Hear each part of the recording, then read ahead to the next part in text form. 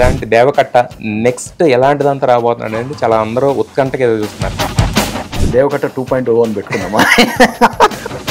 Pan India, pan world ఇలా అంటున్నారు కదా, ఆ రేంజ్ లో ఎక్స్పెక్ట్ చేయొచ్చు.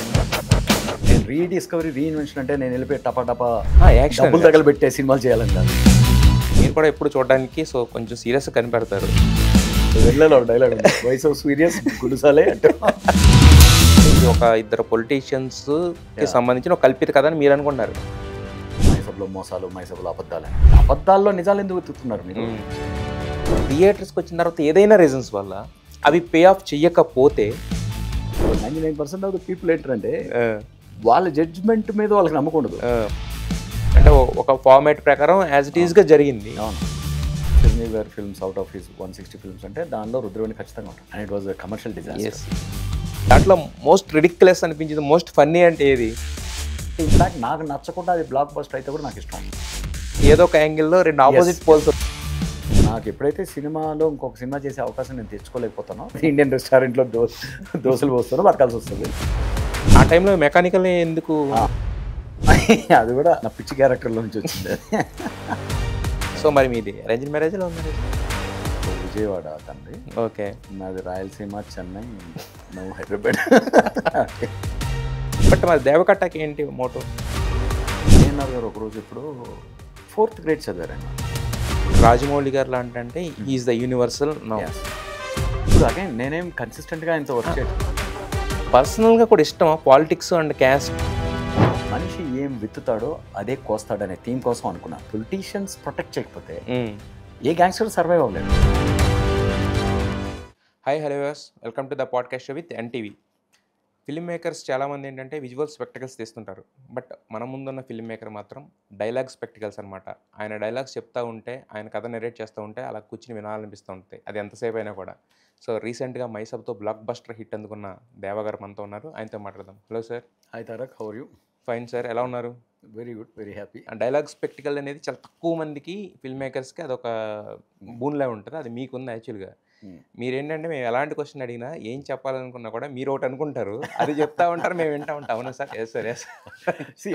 ప్రతి మనిషి కూడా ఆలోచన లేకుండా బతకలేడు కదా. అవును, మనల్ని నడిపించేది మన ఆలోచనలు. సో నన్ను నడిపించిన ఆలోచనలు ఏంటో అవి ఎక్స్ప్రెస్ చేసుకుంటున్నాను అంతే తప్ప ఆ క్వశ్చన్స్లో కూడా ఏదైనా లాజికల్గానో ఇల్లాజికల్గానో ఏముంటున్నాయో అవి that is a daily process. మీరు చెప్పింది 100%. నేను అనేది ఏంటంటే, బట్ అది ఏదైనా కూడా మీ వే ఆఫ్ ఎక్స్ప్రెసింగ్ అనేది ఉంది చూసారా, అది మరి అంటే హీరోలు విన్నప్పుడు వాళ్ళు ఎలా స్పెల్ బౌండ్ అవుతారో నేను చూడలేదు కాబట్టి, బట్ మేము సినిమాలు చూసేటప్పుడు మేము స్పెల్ బౌండ్ అవుతుంటాం ఖచ్చితంగా. అరే ఈ సీన్లో ఇలాంటి డైలాగ్ ఇలా కూడా చెప్తారా అని చెప్పి, అలాంటి మైసభలో కోకొల్లగా కనిపించేశారు. Thank you. So Mayasabha is a blockbuster hit. అంటే ఇండియా మొత్తంలో టాప్ 5 షోస్లో ఎంటర్ అయిన ఫస్ట్ తెలుగు షో. మా అబ్బాయికి యాక్చువల్గా వాడు 80 years ఒక ఎపిసోడ్ పెట్టి ఆపేసాను నేను, ఏదో పని ఉండి. పెట్టు అన్నాడు. నీకు ఏం తెలుసు అంటే, బాగుంది కదా, ఏదో నాకు తెలియదు, బాగుంది కదా, సంథింగ్ ఈజ్ అదే అనమాట. సో అంటే ప్రతి ఒక్కరు ఐబాల్ క్యాచ్ చేశారు. సో మరి ఇలాంటి దేవకట్ట నెక్స్ట్ ఎలాంటిదంతా రాబోతున్నాడు అనేది చాలా అందరూ ఉత్కంఠగా ఎదురు చూస్తున్నారు. ఏం చేస్తున్నారు నెక్స్ట్ ఇమీడియట్గా అయితే మైసభ 2nd, 3rd seasons కాదండి, అది టైం పడుతుంది. నేను చాలా రోజులుగా చాలా డీప్గా ఎమోషనల్గా ఫీల్ అవుతున్న ఒక అంబిషియస్ ప్రాజెక్ట్ మూవీ అది. నేను బాగా ఇష్టపడే ఒక మంచి స్టార్ కమ్ యాక్టర్తో ట్రావెల్ చేస్తున్నా. సో అది ఆల్మోస్ట్ ఫైనల్ స్టేజెస్లో ఉందన్నమాట స్క్రిప్టింగ్. సో అది అయిన వెంటనే మొత్తం అంటే రాత్రింబౌళ్ళు నా ప్రతి ఆలోచన ఊపిరి అంతా ఆ ప్రాజెక్ట్ చుట్టూ ఉంది.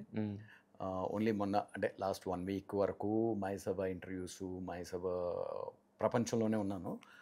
దాని నుంచి బయటకు వచ్చేసాను. ఇప్పుడు బయటకు వచ్చేసి కంప్లీట్లీ ఎంజాయింగ్ దట్ ప్రాసెస్. అందులో ఇప్పటి వరకు ఐ థింక్ నేను ఆల్మోస్ట్ దానికి స్క్రీన్ మీద క్రెడిట్ కూడా ఇప్పుడు అందరికీ ఇష్టమైతే ఆ క్రెడిట్ అది ప్రపోజ్ చేద్దాం అనుకుంటున్నాం మా యూనిట్లో, నెక్స్ట్ సినిమా చేయబోయే యూనిట్లో. దేవకట్ట 2.0 అని పెట్టుకున్నామా? అంటే ఆల్మోస్ట్ నేను అంత నన్ను నేను రీడిస్కవర్ చేసుకున్నాను. డజంట్ మీన్ నా ప్రాసెస్ మారదు, నా ప్రాసెస్ సేమ్ ఉంటుంది.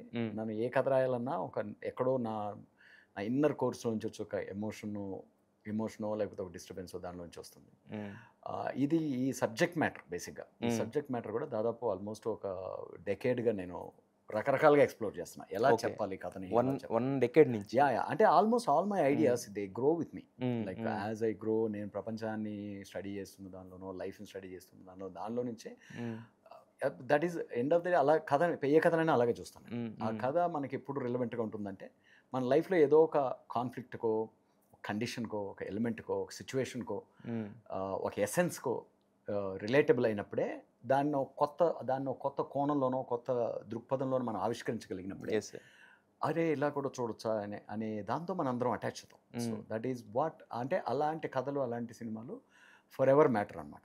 ఇది ఈ రోజే అంటే నేను చెప్పే కథలు నాకు వచ్చేసి ఈ రోజు వరకు ఒక 3 రోజులు థియేటర్లో ఆడిపోవడం నాకు ఇష్టం లేదు. హ్మ్. ఆ థియేటర్లో ఆడకపోయినా పర్లేదు కానీ 10 కాలాల పాటు ఉంటే చాలు నాకు ఆ సినిమాలో. హ్మ్. వాటి గురించి మాట్లాడుకుంటే చాలు అనే తపన ఉంటుంది ఇప్పుడు. యెస్. అంటే అటువంటి అది అగైన్ ఆ తపనతోనే రాయడం అనేది కాదు పాయింట్. హ్మ్. హ్మ్. ఆ ఎమోషన్‌తో రాస్తాను కాబట్టి, ఆ ఎమోషన్ అంత క్లీన్‌గా ఉంటుంది కాబట్టి, సో యెస్. నేను చాలా హానెస్ట్‌గా ప్రతి గారిని హానెస్ట్‌గా అప్రోచ్ చేస్తాను కాబట్టి that will drive me. So అది చాలా అంబిషియస్ సబ్జెక్ట్ మ్యాటర్. పాలిటిక్స్‌కి, క్యాస్ట్‌కి ఇప్పటివరకు నేను మాట్లాడిన సినిమాలకి నేను ఎంచుకున్న ఓహ్! కథాంశాలు అంటారు కదా! హ్మ్. వాటికి కంప్లీట్‌గా వేరే కథాంశం. బట్ మన దైనందిన జీవితంలో చాలా క్రూషియల్ రెలెవెంట్. కథాంశం. హ్మ్. రిలెవెంట్ కథాంశం అది. హ్మ్. మీరు ఆహ్, చెప్పిన ఈ ఒక్క మాట చాలా హ్యాపీగా ఉంది సార్. యాహ్! ఎందుకంటే యాహ్! 'దేవకట్ట' ఏం ఓహ్! చెప్పినా వింటాము. యాహ్! సరే కానీ ఆయన ఎప్పుడూ ఒక యాహ్! క్యాస్ట్‌కో లేదంటే ఒక పవర్ సెంట్రిక్ దానికో వీటిలికే యాహ్! యాహ్! అంటే ఉండిపోతున్నారు అనేది. ఎప్పుడు కూడా డ్రామా అనగానే hmm. It's driven around power. Hmm. Hmm. Power, legacy, yes sir. ఇవన్నీ ఉంటాయి. యాహ్! ఆ డ్రామా కేవలం పాలిటిక్స్‌లోనే చూడక్కర్లా మనం. సోషల్ సబ్జెక్ట్ మ్యాటర్స్‌లోనే చూడక్కర్లా. ఆ drama 'Gitanjali' is a dramatic love story కదా! Yes. Yes. Yes. Like love స్టోరీలోను డ్రామా ఉంటుంది, కామెడీలో డ్రామా ఉంటుంది, వేరే ఒక యాక్షన్ డ్రివెన్ టెంప్లేట్‌లో ఒక డ్రామా ఉంటుంది, ఒక రైజ్ కథలో డ్రామా ఉంటుంది. సో ఇవన్నీ I mean for example 'Pushpa' is a rise hmm. Drama. Like hmm. ఒక బ్యాటెడ్ పర్సన్ అండ్ తన rise drama. Everything like that. So అలా దిస్ ఈజ్ ఇప్పటివరకు నేను డిఫైన్ చేసుకున్న world. In fact this is the subject matter I wanted to do right after 'Prasthanam', hmm. Which will completely define me as a different kind of a film okay. Maker. Okay. But ఆ టైంకి Autonagar concept కొంచెం ఎక్కువ అడ్వాన్స్‌గా ఉండింది కాబట్టి హ్మ్. అటు వెళ్ళిపోవచ్చింది కానీ ఇప్పుడు అనిపిస్తుంటుంది. ఐ థింక్ హ్మ్. ఇనీషియల్ 4, 5 ఫిల్మ్స్ మనం డిఫరెంట్ జాన్రాస్ చేసుండుంటే. టచ్ చేయడం చాలా పవర్ ఇస్తుంది. హ్మ్. ఇప్పుడు మీరు గొప్ప గొప్ప డైరెక్టర్స్ అందరూ కూడా, చాలా లాంజివిటీ ఉన్న డైరెక్టర్స్ అందరూ కూడా బిగినింగ్ స్టేజ్‌లో, ఇప్పుడు మణిరత్నం గారు, మీరు ఆయన ఫస్ట్ ఫ్యూ ఫిల్మ్స్ ఆయన టచ్ చేసిన జానరా ఏది మళ్ళీ ఇమ్మీడియేట్‌గా టచ్ చేయలేదు. అవునవును. ఈవెన్ రాజమౌళి గారు కూడా జానరాలో చాలా మార్చుకుంటుంటారు. అంటే ఆ కొత్త ప్రపంచం అనేది చాలా ఎక్సైటింగ్‌గా ఉంటుంది. కొత్తగా ఏదో నేర్చుకుంటుంటాం. లేతే టైప్ కాస్ట్ చేసేస్తారు కదా సార్ డైరెక్టర్‌ని కూడా.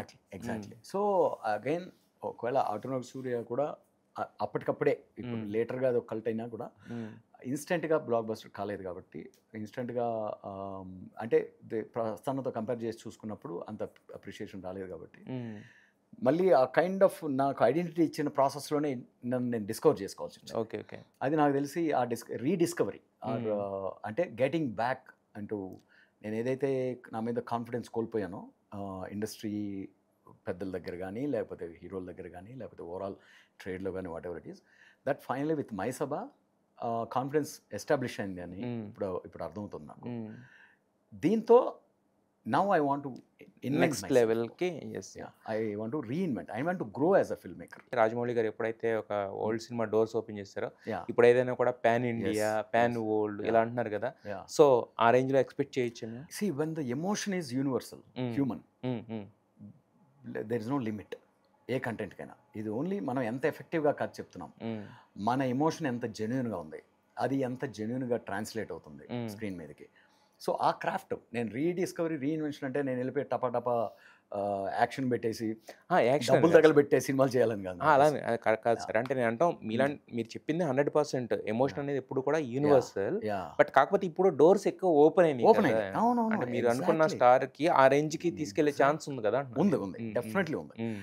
చాలా పొటెన్షియల్ ఉంది. బట్ హ్మ్. మనం ఆ పొటెన్షియల్‌ని చూసుకుంటూ, మనం అది ముందే బయటికి చూస్తూ అంత సినిమాలు హ్మ్. చేసినప్పుడు సినిమాలు చెడిపోతాయి. హ్మ్. హ్మ్. మనం కథ మీద ఫోకస్ యెస్. యెస్. డైవర్ట్ అయిపోతుంది. హ్మ్. అప్పుడే రాంగ్ డెసిషన్స్ తీసుకోవడం హ్మ్. మొదలుపెడతాం. హ్మ్. ప్రతి డెసిషన్ గూడా మన చుట్టూ ఉన్నోళ్ళ నుంచి వచ్చే ఏ సజెషన్ అయినా, లేకపోతే అంటే అందరూ కంట్రిబ్యూట్ చేసినప్పుడే హ్మ్. మనల్ని మించిన సినిమా అవుతుంది. Yes sir. But at the same time ఆ కంట్రిబ్యూషన్ అనేది మనం కథలో ఉన్న ఒక మ్యాగ్నెట్ ఉంటుంది గదా! హ్మ్. హ్మ్. ఎమోషన్ అనే ఒక మ్యాగ్నెట్. హ్మ్. ఆ మ్యాగ్నెట్‌ని బలపరిచే ఒక మ్యాగ్నెట్ అయ్యుండాల. హ్మ్. ఇది correct, logically, reasonably, rationally belief wise yes. ఇవన్నీ ఆ ఎమోషన్ ఆ వరల్డ్లో ఉన్న ఆబ్జెక్టివ్స్కి రిలేటబుల్గా ఉండాలి. సో అలాంటి ఒక టీం చేర్చుకొని మనం మ్యాక్సిమం ఎక్స్ప్లోర్ చేద్దాము అంటే ఇప్పుడు కొంతవరకు మైసభతో మంచి టీం కుదిరింది. ఇంకా ఇంకా కంట్రిబ్యూట్ చేసే ఇంకా అన్ని రంగాల్లోనూ ఇంకా మ్యాక్సిమం మనకి హెల్ప్ అయ్యే టీం తోటి ఎస్. ఇంకా బెటర్ ఆర్టిస్ట్గా ఎదుగుదామనేది పాయింట్. మీరు కూడా ఎప్పుడు చూడడానికి సో కొంచెం సీరియస్గా కనిపెడతారు. ఎవరన్నా అడిగారా లేదే వయసు సీరియస్ వయసు సీరియస్ వెళ్ళలో ఒక డైలాగ్ ఉంది, వయసు సీరియస్ గుడిసాలే అంటూ అది నేనే రాసే కదా. Very silly and jovial and stupid also right in the sense. నా ఎమోషన్స్ మీద నాకు హానెస్టీ ఉంటుంది. And probably as a story teller కావాల్సింది, ఫిల్మ్ మేకర్ కావాల్సిన ఫస్ట్ క్వాలిటీ ఏమంటారంటే ఎంపతి అంటారు. ఏ క్యారెక్టర్ ఎంచుకున్నా, కామెడీ క్యారెక్టర్ తీసుకున్నా, లేకపోతే ఒక సీరియస్ విలన్ క్యారెక్టర్లు తీసుకున్నా, హీరోలు తీసుకున్నా, ఏం తీసుకున్నా నాకు ఆ క్యారెక్టర్ ప్రపంచానికి నాకు హానెస్ట్గా ఉండడం. సో అలా నేను తీసిన సినిమాల వల్ల మీకు ఆ పర్సెప్షన్ వచ్చిండొచ్చు. బట్ మైసబ్లో ఎంత కామెడీ ఉంది. అవును, మైసబ్లో ప్రతి మచ్ ఇప్పటి వరకు నాలో ఉన్న షేడ్స్ అన్ని కనిపిస్తాయి కదా. అదే కాకపోతే అంటే మొత్తం వరల్డ్ అంతా మీరు చెప్పినట్టు సీరియస్గా ఉంటుంది కానీ కామెడీ అనేది అండర్ మీకు సిబిఆర్ చేకూరు Baburao Robert Kumar character and even main లీడ్స్లో కూడా there is always that bit of that quirk. వెన్నెలాలో కనిపించిన క్విర్క్ మళ్ళీ అవును, ప్రస్థానంలో కూడా జయప్రకాష్ రెడ్డి ట్రాక్ అంతా కొంచెం బాగా ఎంజాయ్ చేసినాడు. చాలా మంది బాగా ఎంజాయ్ చేశారు. ఎప్పుడైతే కొంచెం ఆటోనగర్లో అది బ్లెండ్ కాకుండా నేను ఎప్పుడైతే ఫోర్స్డ్గా ఆలోచించడం మొదలు పెట్టాను, దట్ ఈస్ వన్ ఆ డిస్కనెక్ట్ వచ్చింది. బట్ ఎనీథింగ్ ఆర్గానిక్గా వెళ్ళినప్పుడు నాలో కూడా ఆ 7 రంగులు ఉన్నాయి. 7 రంగులు వస్తాయి బయటికి. అయితే లాస్ట్ టైం మనం మాట్లాడుకున్నప్పుడు నేను డబ్బు గురించి అడిగితే చెప్పారు, ఎస్ డబ్బు అనేది అవసరమే, బట్ అంటే నాకు పెద్ద మనీ ఉన్నట్టు కాదు అని చెప్పేసి. మన వరకు మనం ఎలా అయినా ఉండొచ్చు సార్, బట్ కాకపోతే వెనమాల ఒక ఫ్యామిలీ ఉన్నప్పుడు వాళ్ళకి ఒక పర్సెప్షన్ ఉంటుంది. మనకే అనిపిస్తుంది, అరే వాళ్ళని ఎలా చూసుకోవాలి, ఇలా చూసుకోవాలి, ఇదంతా చేసేది వాళ్ళ కోసమే కదా అని చెప్పేసి.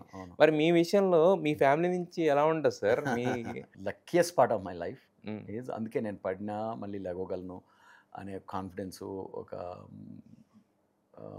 ఏదో ఒక హోప్ ఎప్పుడు ఉంటుందంటే, నాకు ఆ ప్రాబ్లమ్స్ లేవు. ఏదో నాకు ఒకే ఒక కిడ్ ఉన్నాడు. అవును బాబు and my wife, both of them they are not into money, they are also passionate about their work. మన వర్క్ మనకు ఆ వర్క్లో మనకు వచ్చిందంతా మనం హ్యాపీగా ఉన్నాం, whatever the money we get. That some లక్కీగా my kid is also like that. వాడు he loves economics and math. So he just went after that. రెగ్యులర్గా అందరిలాగా ఐటీకి వెళ్ళడము, ఇండియన్ కిడ్స్ అందరూ అలా కాకుండా. అండ్ సమ్వేర్ అలాంగ్ అది ఎప్పుడు ఉండేది కాదు. అంటే end of the day we should live for our work, we should live for our passions అనేది మా ముగ్గురులోనూ ఉంది. కాబట్టి we all 3 of us enjoy, like movie success అయినా ఫెయిల్ అయినా ద ఇంటెంట్ని ఎంజాయ్ చేస్తాం. నా కథలు ఈజీగా they understand what emotions I come from. At the same time దానిలో వచ్చిన మనీతోనే చదువుకుంటాం మేము. Basically whatever will manage our this thing. అదే నా దృష్టి. మ్యాచ్ అయిన బేసిక్గా ఎప్పుడు కూడా ఒక మ్యారేజ్ లో నాకు తెలిసినంత వరకు ఏంటంటే ఏదో ఒక యాంగిల్లో 2 ఆపోజిట్ పోల్స్ ఉంటాయి. ఫిలసాఫికల్ గా లైఫ్ ని చూసే విధానంలో హస్బెండ్ అండ్ వైఫ్ డిఫరెంట్ గా ఉంటే చాలా చాలా టార్మెంట్ ఉంటుంది అండ్ చాలా స్ట్రెస్ ఉంటుంది. అండ్ అది మన కెరీర్ మీద పడుతుంది అన్ని విధాలా. మీకు అంతేందుకు ఒక చిన్న example I think one of the ఇంటర్వ్యూలో షేర్ చేసుకున్నాను. My son was just 5 years old. Wife అంటే నేను నా కెరీర్ని వదిలేస్తున్నా. నేను వెళ్ళిన తర్వాత మళ్ళీ ఒక 3-4 years జాబ్ చేయగలిగాను Prasthanam. But Prasthanam will be like 1 year 1.5 year gap వస్తే నేను మళ్ళీ వెనక్కి వెళ్తే, అంటే నేను డెట్రాయిట్లో ఉన్నట్టు వచ్చి ఉండేది. బట్ మా వైఫ్ ఓన్లీ కాలిఫోర్నియా లైసెన్స్ ఉంది కాబట్టి కాలిఫోర్నియా ప్రాక్టీస్ చేయాలి. కాలిఫోర్నియా నా ఫీల్డ్కి జాబ్స్ చాలా తక్కువ. అక్కడ వర్క్ చేసిన 1 year కూడా నేను LAలో వర్క్ చేస్తూ, తను శాన్ ఫ్రాన్సిస్కోలో వర్క్ చేస్తుంటే నేను ట్రావెల్ చేసేవాడిని every weekend. Okay, week 4 days ఇక్కడ వర్క్ చేస్తూ ట్రావెల్ చేసేవాడిని. ఇక్కడ దీనికి తోడు మళ్ళీ ఇంకొక 1.5 year గ్యాప్ వచ్చింది అనుకో, డెఫినెట్గా నాకు ఇంజనీరింగ్ కెరియర్ ఓవర్. ఇంజనీర్గా నేను ఒకవేళ నేను అంటే ప్రాబ్లం ఏంటి, ఇప్పుడు ప్రస్తుతం ఒకవేళ ఫెయిల్ అయింది అనుకో, నేను మళ్ళీ వెళ్ళి జాబ్ చేసుకోవాల్సి మా ఇద్దరి మీద నేను నా ప్రామిస్ అదే. ఇప్పుడు నాకు ఎప్పుడైతే సినిమాలో ఇంకొక సినిమా చేసే అవకాశం నేను తెచ్చుకోలేకపోతానో అప్పుడు నేను ఇంకా వేస్ట్ చేయను లైఫ్. నేను ప్రాక్టికల్గా ఆలోచించగలను. జాబ్ మళ్ళీ చేసుకుంటూ చేస్తా, జాబ్ చేస్తా. మేబీ ఈసారి వస్తే మెక్డొనాల్డ్స్లో బర్గర్లు ఎత్తును, లేకపోతే ఇండియన్ రెస్టారెంట్లో దోశలు పోస్తాను, బతకాల్సి వస్తుంది. అంటే that is a big risk కదా. అది ఇచ్చేటప్పుడు నాకు ఎక్కడో తెలియకుండా నేను అలా సముద్రంలోకి వెళ్ళిపోతాను, మీ ఇద్దరిని అలా షోర్లో వదిలేసి వెళ్ళిపోతున్నాను ఒంటరిగా అనే ఒక ఫీలింగ్ తోటి when I was really sad and almost like weeping.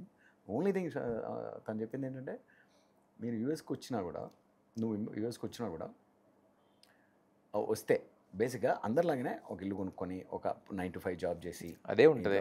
అదే హ్యాపీ నాకు, like any other wife, right, with the kid and all that. But నీకు ఒక ప్యాషన్ ఉంది, నువ్వు ఆ ప్యాషన్తో రగిలిపోతున్నావు. నువ్వు ఇంజనీర్ అయిందే ఫిల్మ్ మేకర్ అవ్వడం కోసం అయ్యావు, ప్రతిదీ దానికోసం చేసుకుంటూ వచ్చావు. అది నువ్వు కంప్లీట్గా నీలో అది ఉంది, నువ్వు అది చేయగలవు అని ఆల్రెడీ ఒకటి ప్రూవ్ చేసుకున్నావు వెన్నెలతోటి. అది పూర్తిగా నువ్వు ఎగ్జాస్ట్ చేయకపోతే సక్సెస్ అవ్వడమో ఫెయిల్ అవ్వడం, ఏదో ఒకటి ఫెయిల్ అవ్వడమో, అది ఒక కన్క్లూషన్ రాకపోతే నువ్వు డిస్టర్బ్డ్గా ఉంటావు, నువ్వు హ్యాపీగా ఉండవు. అలా హ్యాపీగా లేనోడు 24 గంటలు నాకు ఉంటే అవును, నువ్వు హ్యాపీగా ఉండే ఓకే, సంవత్సరానికి 2 నెలలు ఉంటాం, 3 నెలలు ఉంటాం కలిసి, నేను వస్తాను నువ్వు వస్తావు, what ever it, I will looking forward for that time, will make plans, will enjoy that time more memorable అని చెప్పడం అనేది, దట్ ఈస్ వాట్ ఇవాళకి మా రిలేషన్షిప్ని హెల్తీగాను కాపాడుతూ వచ్చింది అది. సో ఆ అండర్స్టాండింగ్ నాకు తెలిసి maturity basic is a big big strength. అంటే ఆవిడ డాక్టర్, యా, డెంటిస్ట్, తను dentist, dentist, and my son is going to college right now. Okay okay. తను he's in economics basically, is interested in economics and mathematics. Okay okay, not politics. Not politics at all, politics at all.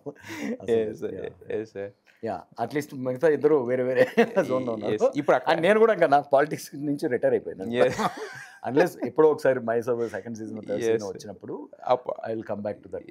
అప్పటిదాకా అయితే touch చేయరింగ్. ఇప్పుడు అక్కడే అంటే నా దగ్గర ఉన్న నాలో గ్రో అయిన సబ్జెక్ట్ మ్యాటర్స్ కూడా అలా. ఇప్పుడు అక్కడే ఉంటున్నారా మేడం?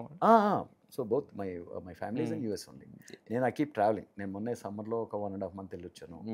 మళ్ళీ డిసెంబర్లో వెళ్ళే అవకాశం ఉంది. ఒకవేళ నాకు వెళ్ళడానికి ఒక ఎక్కువ టైం పడుతుందంటే నెక్స్ట్ సమ్మర్లో వాళ్ళు వస్తారు. అలా ప్లాన్ చేసుకుంటాం. సార్ అయితే లాస్ట్ టైము మిమ్మల్ని ఇంటర్వ్యూ చేసినప్పుడు నాకు అర్థమైంది ఏంటంటే, మీ ఫాదర్తో మీరు చాలా క్లోజ్ అటాచ్డ్ అని అర్థమైంది యాక్చువల్గా. అవును. మరి అయితే ఇప్పుడు మీకు ఒక బాబు కదా, సో మీ బాబుతో మీరు ఎలా, అంటే అప్పుడు దాన్ని ఆ జోన్ని సాక్రిఫైస్ చేసేసారా లేదంటే? అంటే ఐ సీ డిస్టెన్స్ ఒక్కటే ప్రాబ్లం తప్ప I spend lot of time. అంటే ఎస్పెషల్లీ తను కాలేజ్ వెళ్ళే ముందు వరకు ఒక్కోసారి ఏం చేస్తామంటే ఉంటే వీడియో కాల్ పెట్టేసుకుని యాజ్ ఇఫ్ మనం అందరం ఒకే ఇంట్లో ఉన్నట్టు ఆ ఫీలింగ్తో, అంటే వాళ్ళతో మాట్లాడుతూ ఉన్నాం. ఊరిని 10 మందిలో వచ్చేది ఒకటి మాట్లాడడం, నా పని చేసుకుంటూ మాట్లాడుకుంటూ. మన ఇంట్లో ఉంటే కూడా అంతే చేస్తాం. 24 గంటలు ఇలా మాట్లాడుకుంటూ అలా కూర్చోండి, అలా బోర్ పడుతుంది.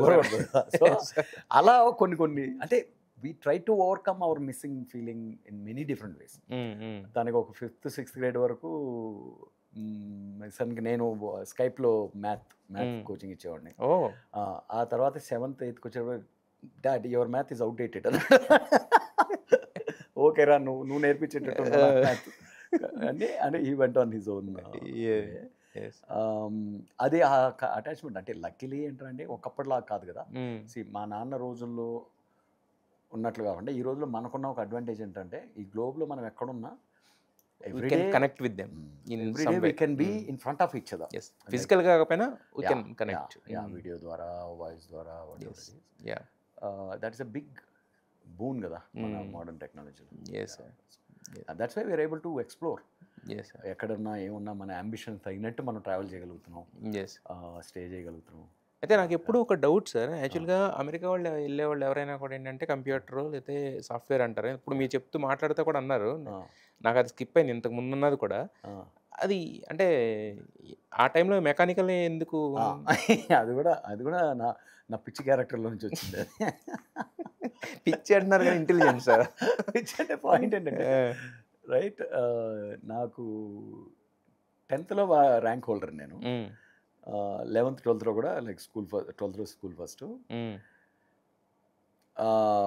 మెరిట్లోనే ఇంజనీరింగ్ సీట్ తెచ్చుకున్నా. నేను చదివింది చెన్నై. 7th grade నుంచి చెన్నై చదివా. 7th వరకు టౌన్లో రైల్వే కోచ్లో ఉన్నా.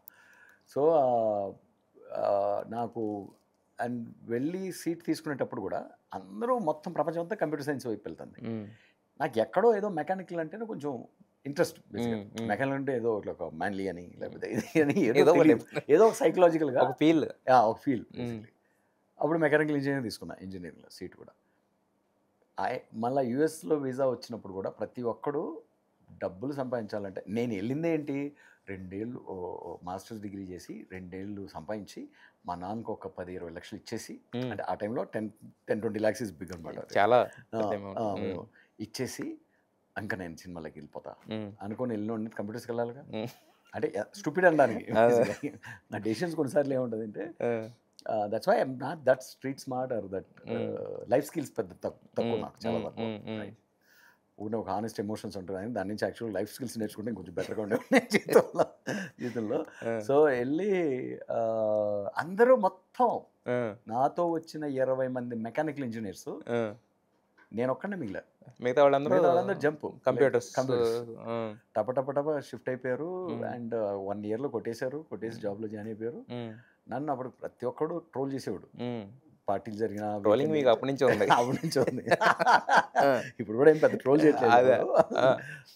సో ఏంటి, రూమ్మేట్స్ అందరూ సీనియర్స్ అందరూ కూర్చోబెట్టి నా కోసమే మందు కొట్టేవాళ్ళు. వీడిని మార్చాలి మనం, లేకపోతే వీడి జీవితంలో డబ్బులు సంపాదించాడు ఆ టైప్. క్లాసులు ఎన్ని పీకినా అన్న నాకు $25,000 శాలరీ వస్తే చాలు, నేను మెకానికలే, నేను born mechanical going to die mechanical ఈ టైంలో చెప్పి, ఒరే $25,000 ఏం పీకుతారు నువ్వు లైఫ్లో, నీ ఖర్చులు కూడా రాదు, అయినా పర్లేదు నా మెకానికలే, నా ప్యాషన్ అదే. అలాగే I could never change out of mechanical. So that's why I didn't earn quick money, big money also.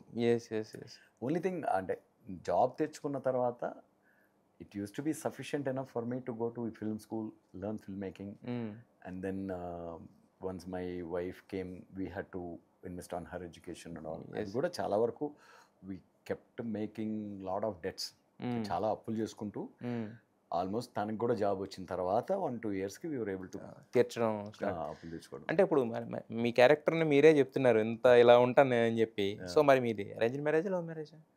I think తెలిసిన పరిచయాల్లో నుంచే ఇంకా ఒక చిన్న ఇంట్రెస్ట్ ప్లస్ అరేంజ్ అనుకోండి, అరేంజ్ అనుకోవచ్చు. Arrange marriage. సో విజయవాడ తండ్రి, ఓకే, నాది రాయలసీమ, చెన్నై, నువ్వు హైదరాబాద్, మంది pan India pan south at least. ప్రతి ఒక్కళ్ళకి ఏంటంటే ఫిలిం మేకర్ అయ్యే వాళ్ళకి ఒక్కొక్కరికి ఒక్కొక్క మోటో ఉంటుంది. కొంతమంది పేరు సంపాదించుకోవాలి, కొంతమంది డబ్బు సంపాదించుకోవాలి. That's not wrong also. అదే ఒక్కొక్కరికి ఒక్కొక్క మోటో ఉంటుంది. అది రాంగ్ అనేది లేదు. మనం ఫైనల్ గా అతను సక్సెస్ అయ్యాడా, అతను అనుకుని చేస్తాడా లేదనేది. ఎగ్జాక్ట్లీ. బట్ మరి దేవకట్టకి ఏంటి మోటో?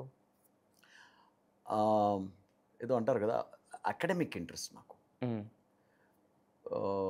ప్రతి కథలోనూ ఏదైనా ఒక ఎమోషన్ అన్నా ఎక్స్ప్లోర్ చేయాలి, ఒక లైఫ్ కండిషన్ అన్నా ఎక్స్ప్లోర్ చేయాలి, ఒక సిచ్యువేషన్ అన్నా ఎక్స్ప్లోర్ చేయాలి, to understand our feelings, to understand our human evolution.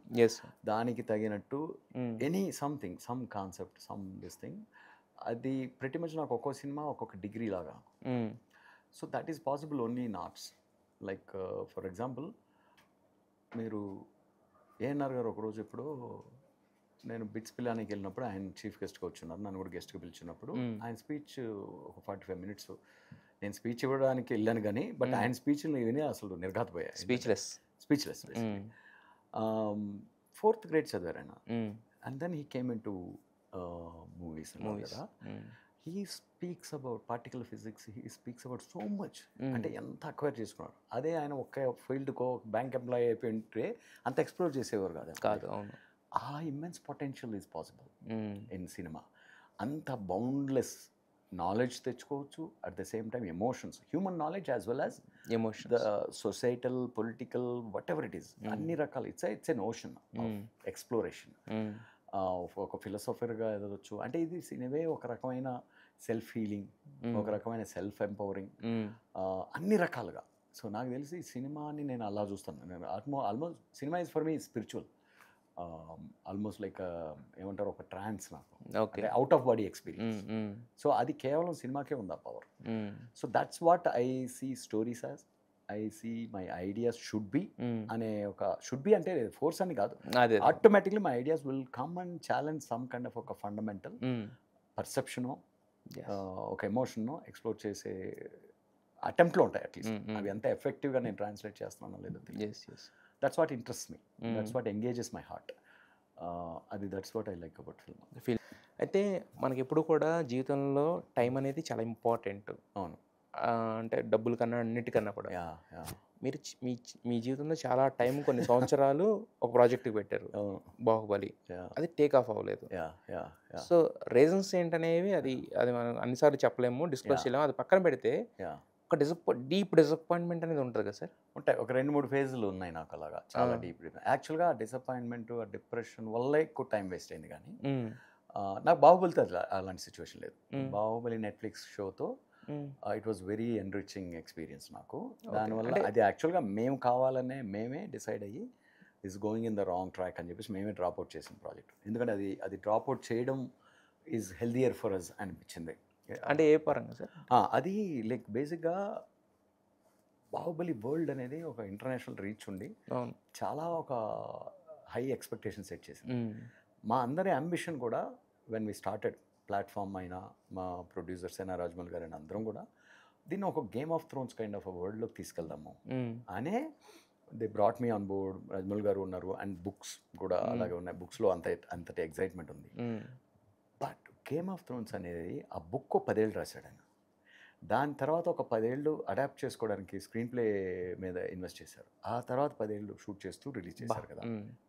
That is how you create game. Unless కనీసం ఎక్కడో ఆ మాత్రం ఆ రెఫరెన్స్ మనం తీసుకురాలేకపోతే, ఒకవేళ ఇది ఫ్రెష్ అనుకోండి, అంత ప్రెషరు అంత ఇది ఉండదు. అలా ఎక్స్పెక్టేషన్స్ అనేది అది రీచ్ అయినప్పుడే అది సక్సెస్ అవుతుంది. లేకపోతే మేము అందరం ఫెయిలియరే కదా ఆ విషయంలో. అది it's a failure to the platform, it's a failure to everything. అది ఏంట్రా అంటే మనకు జనరల్గా ఒక ఇప్పుడు మాకు ఆ మిస్కన్సెప్షన్ ఉండదులేండి. ఎందుకంటే ఎనీ గివెన్ డే బాహుబలి నుంచి ఒక థర్డ్ పార్ట్ వస్తుందన్నా, లేకపోతే బాహుబలికి ఒక ప్రీక్వెల్ వస్తుందన్నా ఎగ్జైట్మెంట్ ఏం మాత్రం ఆగదు. ఇప్పుడు ఎందుకు సార్, ఆల్రెడీ చూసేసిన 2 పార్ట్స్ కలిపి కొత్తగా థర్డ్ పార్ట్ వస్తుంది చూడండి, ఎంతమంది వచ్చి చూస్తారు. So that is the surprising learning for all of us. Shobu garu కూడా, శోభ్ గారు నేను ఏదో ఎడిట్ చేసి చూస్తున్నాను ఎంత బజ్ వస్తుందని ఆయన కూడా సర్ప్రైజ్ గా ఉన్నారు. ఏది ఫస్ట్ ఇప్పుడు ఫుల్ లెంగ్త్ ఎపిక్ అండ్ ఆ వరల్డ్ లో ఇంకో వస్తాయి ఫ్యూచర్లో డెఫినెట్లీ వస్తాయి. అది కూడా మా కొలాబరేషన్లోనే వస్తుంది, రైట్? నాకు ఆ ప్రొడక్షన్ హౌస్తో ఉన్న అటాచ్మెంట్ కానీ డిస్టర్బెన్సెస్ ఏం లేవు, మీరు సెలవు చేసింది అది project. We have to this is మనం అనుకున్న అంత రష్లో అవ్వదు అంటే కొంత దూరం షూట్ కూడా వెళ్ళి we pulled back and telling that ఈ ప్రాసెస్ కాదు, ఇది మొత్తం స్క్రీన్ ప్లే ఫస్ట్ షాట్ నుంచి లాస్ట్ షాట్ వరకు మన క్లారిటీ తెచ్చుకున్నాకనే ఎన్ని సీజన్లు అనే విషయం అది అంతా క్లారిటీ ఉంటేనే గేమ్ ఆఫ్ థ్రోన్స్ లాగానే అప్రోచ్ చేస్తేనే అవుతుంది. దానికి మీరు రెడీగా లేనప్పుడు విల్ డిస్బ్యాండ్ చేస్తారు. బట్ ఏదో రోజు ఇంకో వేరే ఫార్మాట్లో రావచ్చు, వేరే కైండ్ ఆఫ్ స్టోరీతో రావచ్చు. అవి జరుగుతుంటాయి, అది జరుగుతుంది కూడా. సో దట్ వే ఒక రకంగా అది బాహుబలి వల్ల నాకేం, I don't feel like I lost anything. It gave me immense experience of working with Rajamouli గారు, వర్కింగ్ విత్ శోభ్ గారు. అది ఏదో ఒక రోజు ఏదో ఒక విధంగా ట్రాన్స్లేట్ అవుతూనే ఉంటుంది నా లైఫ్లో ఆపర్చునిటీస్ కింద మారుతుంటుంది. నాకు అన్ని అదొక I found a family that nurtures my thoughts as well as I'll be able to participate in their journeys, which is very passionate and ambitious journey. So Baahubali వల్ల ఆల్ బెనిఫిట్స్ నాకు. టైం నష్టం అన్నారు కదా మీరు అన్నట్టు, అరే నువ్వు టైం వేస్ట్ చేసుకుంటావు డబ్బులు సంపాదించట్లేదు అంటే దట్ ఈస్ ఎగ్జాక్ట్లీ నా లైఫ్ స్కిల్స్. వాటి గురించి 2-3 జోకులు చెప్పాలి. ద డమ్మెస్ట్ ఎప్పుడు మనం డిప్రెషన్లోకి ఎప్పుడు వెళ్తామంటే బయట నుంచి జరిగిన నష్టాల కన్నా వాటిలోంచి కొంచెం తొందరగా బయటపడతాం, యాక్సిడెంట్స్ కానీ వీటిలో నుంచి. బట్ మనకై మనం చేసుకున్న సెల్ఫ్ ఇన్ఫ్లిక్టెడ్ ఇంజరీస్ ఉంటాయి కదా, ఇంజరీస్ అంటే డెసిషన్స్ కానీ వాటిలోంచి బయటకు రావడం ఎక్కువ టైం పడుతుంది. ఎందుకంటే మన మీద మనకు డౌట్ వస్తుంది, మనం సరిగా ఆలోచిస్తున్నామా, మనకి మనం పనికొచ్చే డెసిషన్ తీసుకునే కెపాసిటీ ఉందా, ఇంటెలిజెన్స్ ఉందా, ప్రపంచాన్ని హ్యాండిల్ చేసే ఇది ఉందా మన దగ్గర. లేనప్పుడు ఒక రకమైన డిప్రెషన్ వచ్చేస్తుంది మనుషులకి. That is a very bad depression. అది నాకు ఆటో నగర్ అప్పుడు కోపం ఉండేది. ఆ కోపం ఆ తర్వాత నేను తొందరపడి తీసుకున్న ఒక decision, like I don't want to talk about that film, ఒక remake decision which I didn't even shoot also. అంటే ఒక 9 రోజులు షూట్ చేసి నేను అబాండన్ చేసేసిన సినిమా, end up getting my name put on that. So అది ఆ హోల్ ప్రాసెస్ ఉంది కదా, ఆటోనగర్ ఏంటి, అదే నాకు ఎవరో చెప్తుంటారు, ఇది రాము గారు చెప్పినట్టున్నారు ఇప్పుడు ఒకరోజు. ప్రస్థానంతో సార్ మీరు తెలుగు ఇండస్ట్రీకి మిమ్మల్ని మీరు పరిచయం చేసుకున్నారు, ఆటోనగర్ సరే మీకు తెలుగు ఇండస్ట్రీని పరిచయం చేసింది. ఎగ్జాక్ట్లీ వెన్నెల ప్రస్థానం అంటే కంప్లీట్గా నా కంట్రోల్లో ఉండే, నా కష్టాలు నేను పడి కింద మీద పడి దొల్లి నేను చెప్పాలనుకున్న కదా చెప్పేసి. ఇది ఏంట్రా అంటే ఇది అన్ని రకాల torture, time wise there is no, అంటే కంప్లీట్గా ఒక అబద్ధాల మాయ అంటారు కదా, లైక్ ఏది నమ్మేదానికి లేదు, రేపు షూటింగ్ అంటూ, అంటే that is the torturest position. And మధ్యలో చాలా మంది హీరోలు రెడీగా ఉన్నారు వర్క్ చేయడానికి, అది డిజాల్వ్ చేసేసి అది పక్కన పడేసి రండి మీ దారి మీరు చూసుకుంటే. అంటే నాకు ఒక కథను ప్రేమిస్తే దానిలోంచి నేను బయటికి రాను, ఒక కథలో ఒక లెవెల్ దాటి ఇరుక్కుపోయాను అనుకోండి, అది కంప్లీట్గా దాని ఫైనల్ అవుట్పుట్ చూసే వరకు ఇంకొక కొత్త కథ ఆలోచించలేను, రాయలేను. మరి చైతు ఏమన్నాడు? చైతు అప్పుడుగా నో, చైతు కూడా ఏం చేయలేని పరిస్థితి. Chaitu also immensely love the project. Because of the production house యొక్క irresponsible way of dealing with things, borrowings and it's a different kind of atmosphere. నాకు తెలుసా అట్లాంటి ఆ బబుల్ అట్మాస్ఫియర్, బబుల్ అది బబుల్ ప్రొడక్షన్ హౌస్. పోయి top production houses were interested to work with me, somewhere along ఆ బబుల్లో ఇరుక్కుపోయాం, ఆ హైప్లో ఇరుక్కుపోయాం.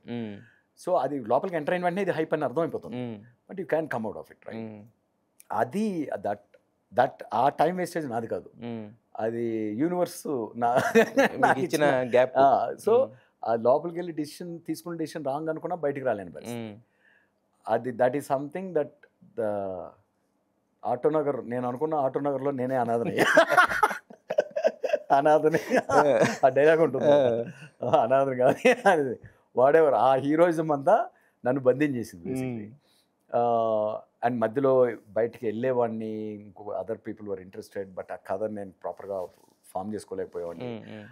It was somewhere along, it was hurting me emotionally. That is the time మేము ఇండియాకి షిఫ్ట్ అవుదాం అనుకున్న టైంలో కూడా ఓకే ఈ అన్సర్టెనిటీ వేర్ చేయలేమని చెప్పి మా చైల్డ్ని వైఫ్ని మళ్ళీ యూఎస్కి పంపించాల్సి వచ్చింది. అదొక emotional toll on me.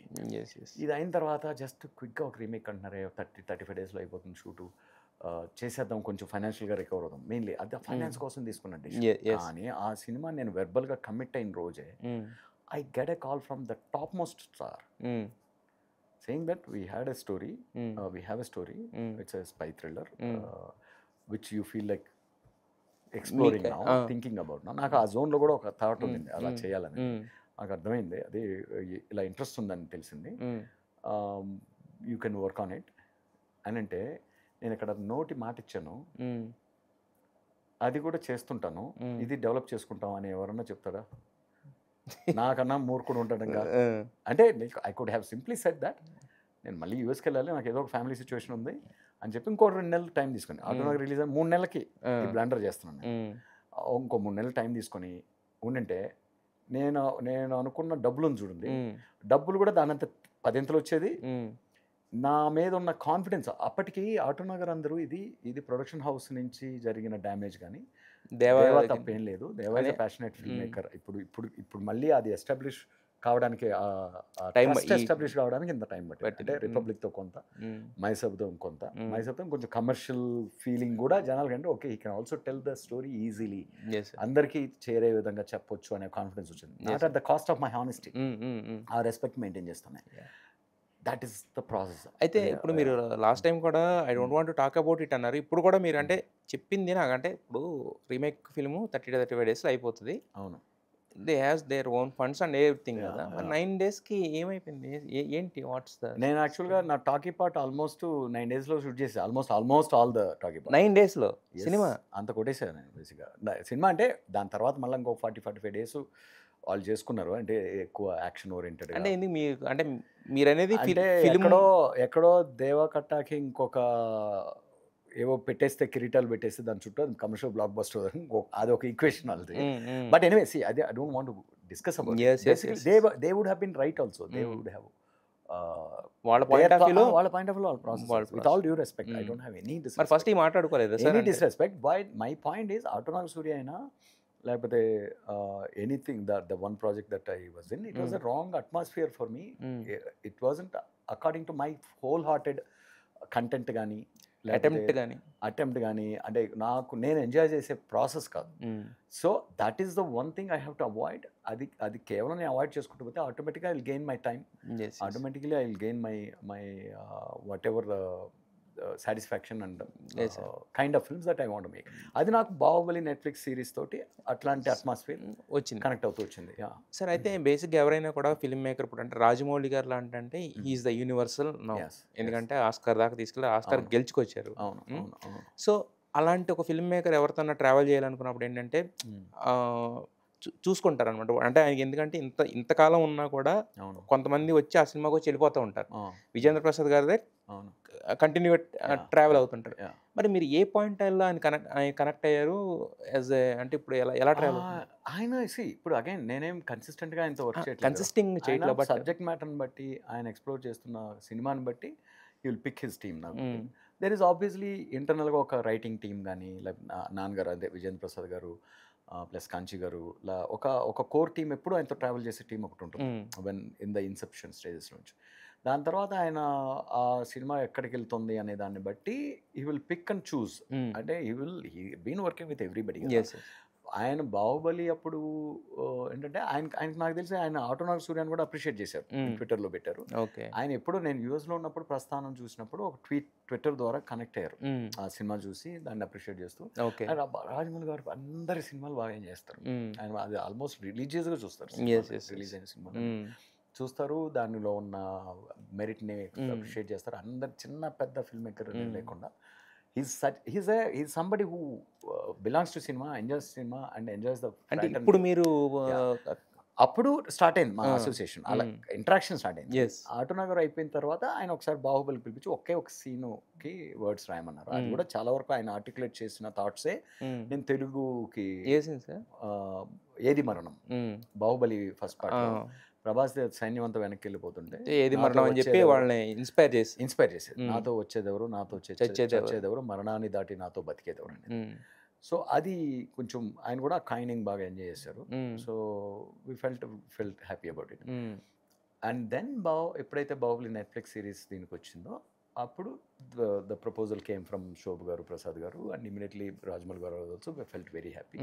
Interact చేయడానికి ఆయన వరల్డ్లో ఎలా షూట్ చేయాలో ఇవన్నీ నేర్పించేవారు.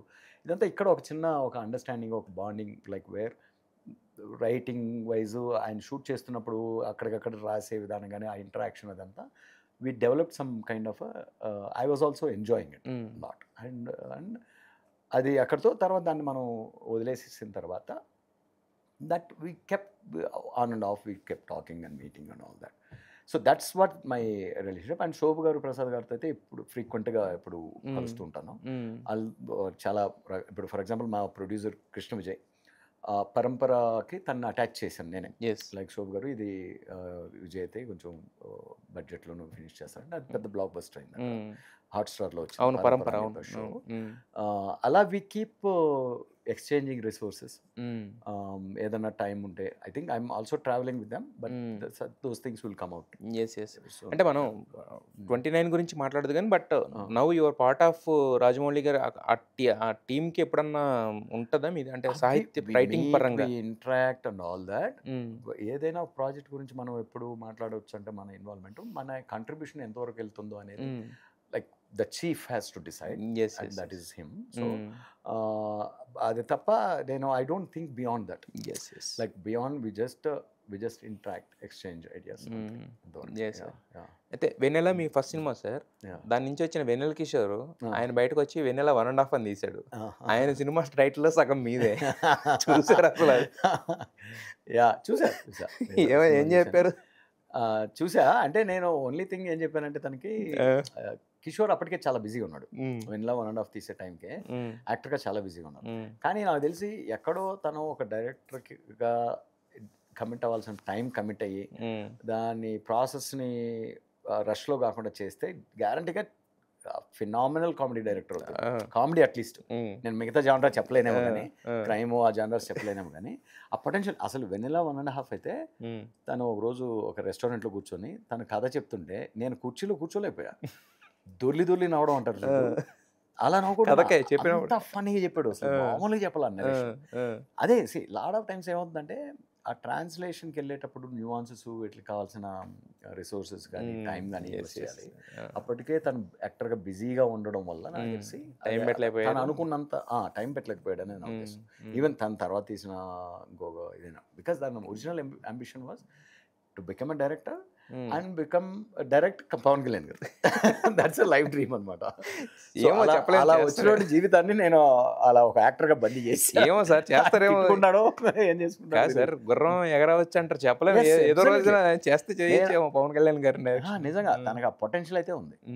ఓన్లీ థింగ్ తన అంత టైము అది ఇన్వెస్ట్ చేసే దీనికి రావాలి.